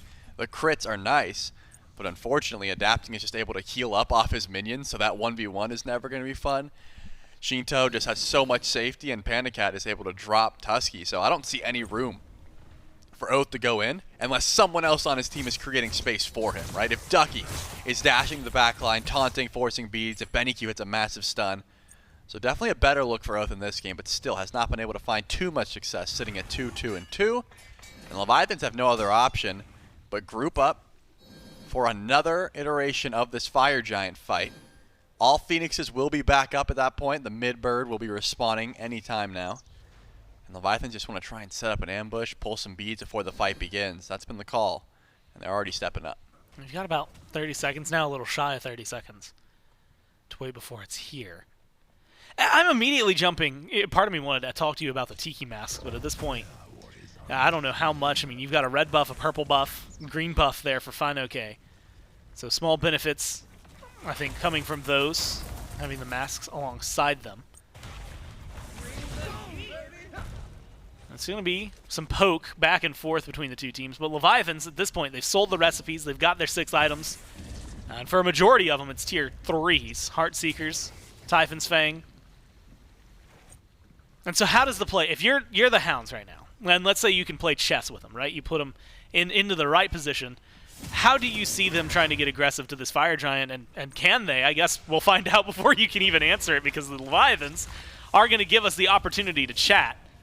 Take the Fire Giant down. It's at 1/3 health. Finally, they drop it, and maybe give you the opportunity to figure out how the Hounds can try to get in here and be successful. I mean, Neil's been stepping forward, but every time he does, he gets poked out. fineokay is not taking the same amount of damage. This Ares is just so immobile. Finally, the Fire Giant's picked back up, and fineokay goes to the back line. The Leviathans, are they looking for a fight? Are they looking for the pull? They might not have a choice. fineokay wants to go in. Yeah, it looks like the fight. fineokay's half health. Oh my now goodness. actually lower the bombs from BennyQ. A lot of damage on those towards fineokay. And then immediately, Trelly, pause, reset, back for the World Serpent. Gets aggressive, teleports in. Fire Giant started getting burned quick. Taunt from Ducky, tries to get things going. Fire Giant goes over to the Leviathans. And now the chase is on. BennyQ, half health. NeilMah, half health. And knocked up. The damage should be there. The execute is good. And now the dive forward from the Kuang from the Leviathans is going to be there. BennyQ forced to use his Aegis. Coast and him dash simultaneously. Get under the mid-Phoenix. Need to reset. Oathhh backing to base. And you've got Ducky, but no NeilMah in a 5v4 for the next 38 seconds. This Fire Giant is in hand, so these Phoenixes will drop without minion waves regardless. Mid already gone. BennyQ is going to be the best line of defense here. He's got good wave clear, he's got good poke, but he has 0 relics. Any bit of stun, any bit of CC towards this Agni could be the Titan going down. The pressure is on. Stun, good from BennyQ. Leviathans leading this 12-8. The Hounds have put up a good fight in the early game. Now they got to continue putting up a good fight around this Phoenix. Tusky goes in, stuns Ducky, stuns Go, stuns Benny, and gets the damage, opens up the bird, and the Leviathans step in and take it. Trelly, they're playing cautiously, though. They fall back. More content to just break this base, get the fire minions going. A reset before what could be the final fight. This is what I'm talking about. I mean, a grouped up fight underneath Phoenix where you can just drop Tusky, do 1,500 damage across 3 different targets, stun them, and they weren't even looking for a fight. That was more of a distraction, just so they could go in. NeilMah, though, wants to try and siege forward. They need to fight now. Rongyu's looking weak. And they're going to find him. The damage is there from Coast. Now the no escape tries to pull people in, but Sheento matches it ult for ult. Looks for the damage back into the fight. It's going to be BennyQ, who's low. BennyQ, though, who lives through this one. They find the kills they need. It's 2 for 1. Neil has gone down, but you need some more kills, and PandaCat has shown up. PandaCat is unscathed in this fight and finding shots wherever he needs them. BennyQ makes it back to base. Oathhh retreats, but it is now 3-on-2. Damage dealers versus damage dealers. What can the jungler and the mid laner for the Hounds do in the face of 2 carries? No Phoenix is up. Fire minions coming down mid. BennyQ stun over the wall onto PandaCat. Gets a lot of damage. It's going to force them to rethink their engage. Force the Leviathans to rethink this fight. Wow. They fall back one more time. Benny makes a good play there because if they had timers down, this game is over. BennyQ has 0 relics. If he dashes ever, PandaCat says, okay, here's Tusky, here's a trap, you're dead, GG. But I don't think they knew the relics were down, and more specifically, PandaCat walks into 2 bomb stuns and says, all right, time to go. We don't have an end call any longer, so they decide to retreat for now. As far as EFGs go, I mean, you got 2 Phoenixes down essentially for free. I think the Eldritch Hounds do finally show us that sense of urgency. They make a chase down play where Neil brings the team forward, sends Ducky in with the ultimate, and they're able to grab some picks, but not enough to try and bring that Titan down. There is still 1 more Phoenix left to grab, and Leviathans only have 1 minute left with their carries having Enhanced Fire Giant. Do not think they decide to push forward. Maybe set up an ambush, maybe look for a fight, but that right side bird doesn't look very likely in this amount of time. At this point, maybe even push up the mid-fire minions. Those are getting pushed back. Left wave. It's been kind of under control. Looks like they're going to send Ducky over to try and deal with those. Or maybe Ducky's just trying to get some gold, balance things out.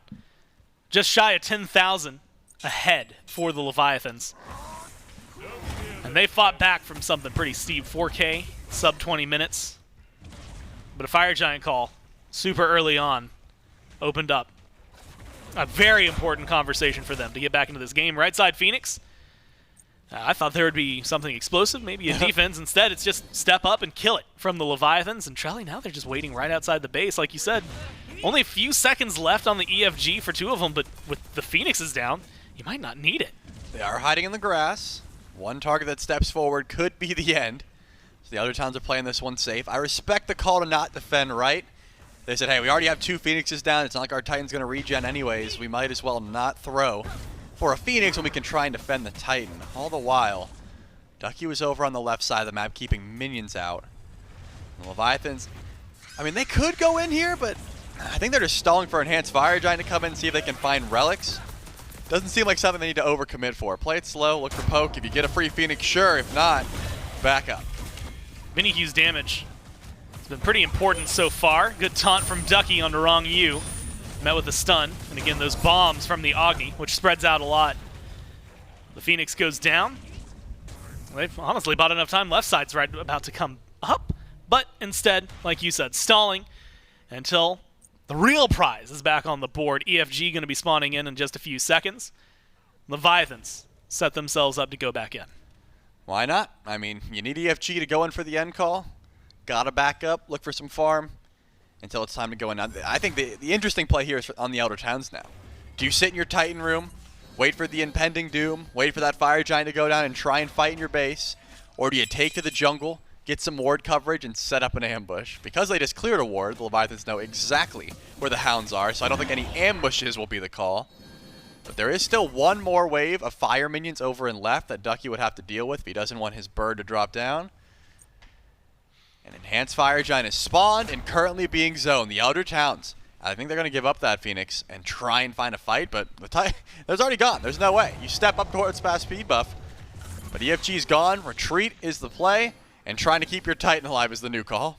Right now, I got to give a shout-out. fineokay has been a part of every single kill for the Leviathans. 0-1 and 15. And I don't expect, well, I expect maybe the slash line to change depending on how the fights go.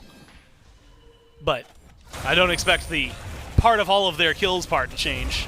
It all depends on what goes on here. Rongyu's getting melted early, but the Dharmic Pillars and now the retaliation from the Leviathans have the Hounds on the run. Immediate dive from fineokay knocks them apart and keeps them under control. Low health bars, adapting goes in, adapting gets a kill, and 2 gone instantly on the Hounds. fineokay loses his life for going in too deep. Low health bar here for Ronngyu and for PandaCat. Adapting a little over half. Enhanced Fire Giant going to help heal them up just a little bit, but you got Coast, BennyQ, and Oathhh to defend against 4 on the Leviathans.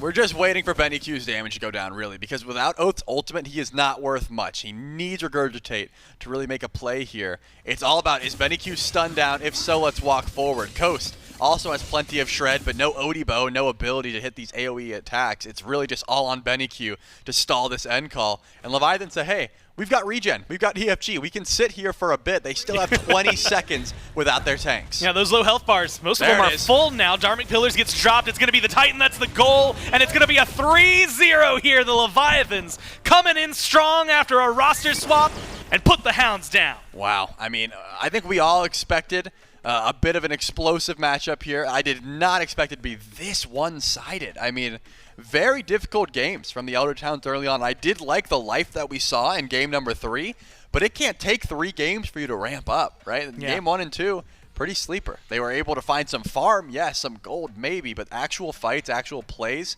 it was like one attempted sneak at a Fire Giant, and besides that, they kind of got rolled over.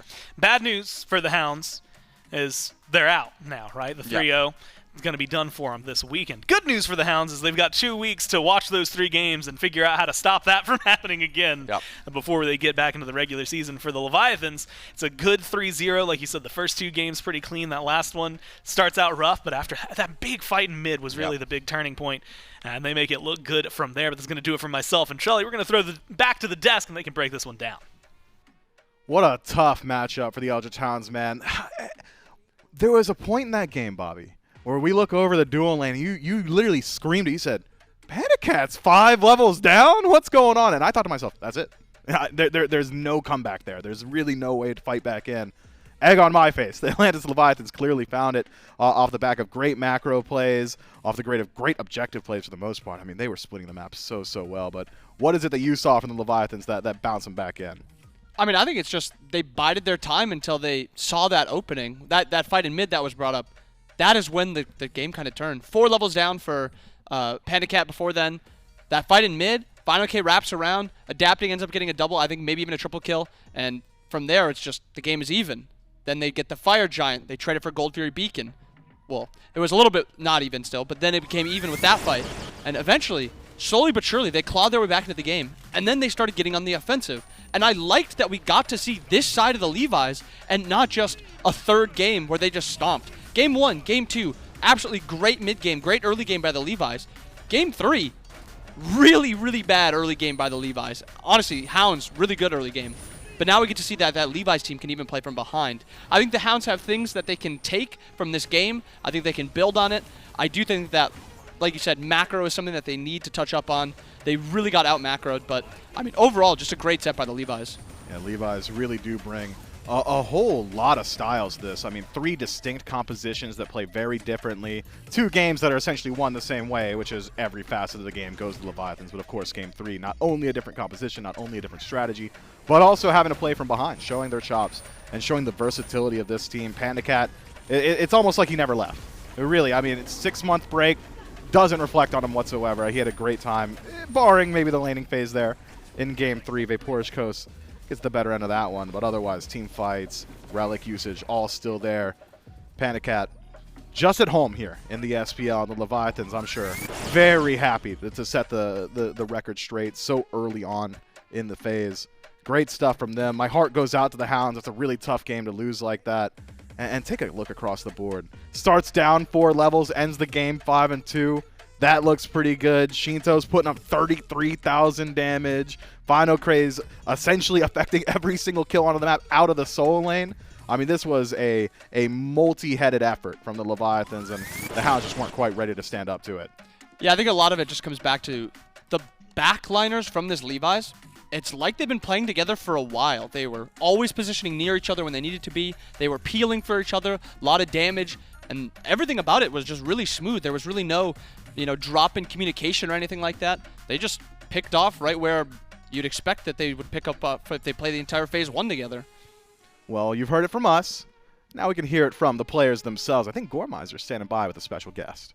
That's right. I got Sheento standing here, and I'm really excited for this because, after seeing you guys come through in game 1 and 2, I'm curious from your perspective, was it as smooth as it looked? Because it felt like the gameplay was pretty much one-sided from our perspective. Yeah, the first game and the second game, it was very, very clean sweep, we feel like. But then the third game, we fight in duo, and we get pretty much wiped, and the game get kind of hard after that. But then Ronnie got a great fire gen, and yeah, we put it up. And game 3, I'm kind of curious. What was it? PandaCat's 4 levels down. It feels like the Hounds are finally, in the game. What are the comms like, and how level-headed is the team to stay in that moment and win a big fight? Yeah, I mean, we knew we have the better late game, so we just need to chill and don't give kills to the other team. And they have a really aggressive dual lane too, so we just need to chill. And like what I say, we just did a really great fire gen, and we win. And I got to ask Panda Cat about it, but I'm kind of curious for your perspective because the team's changed so much over the last couple of years. What's it like having him on the team and in the backline with you? For me, it's an honor because he's a friend of mine. I've been wanting to play with him for a long time, and he's so fun. It's so fun to play again with him and with all the team, too. And you guys look great. A nice 3-0 to start off the second half of this year. So congratulations on the win, man. Thanks for your time. We'll go back to the desk. Good words there from the Leviathans mid laner. I mean, clearly just happy to have been able to take that dub, and didn't really seem like he was too surprised by it either. That was a confident interview given. What do you think, Bobby? Is this a trend starting to develop for the Leviathans? Is this a one-off? Where are you at? I think you have to say it's a trend. That was 3 games, like you said, distinct styles, different parts of the game that they excelled at. All of it, just like everything kind of came together. Now, I do think that they have to do this against some of the top-tier teams because, I mean, they got one coming up. Warriors, stuff like that. But if anything this game shows, it shows that they do have that style where they can play very, very good Smite.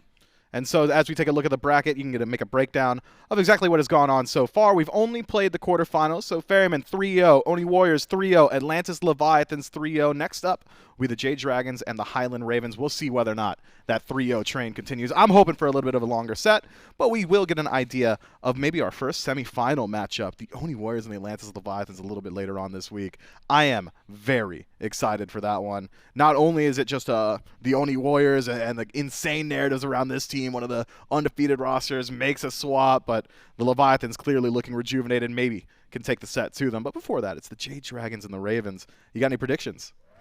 I think this will be, well, it's hard not to say that it's going to be the best set because we've had only 3-0s. This one is not going through, it's going to go more than 3 games. Guaranteed. Guaranteed. One team is going to take at least 1 win. That's my prediction. I think this will be the best set. So we'll see. Maybe it'll be a 3-0, but I think at the very least this will be the best set.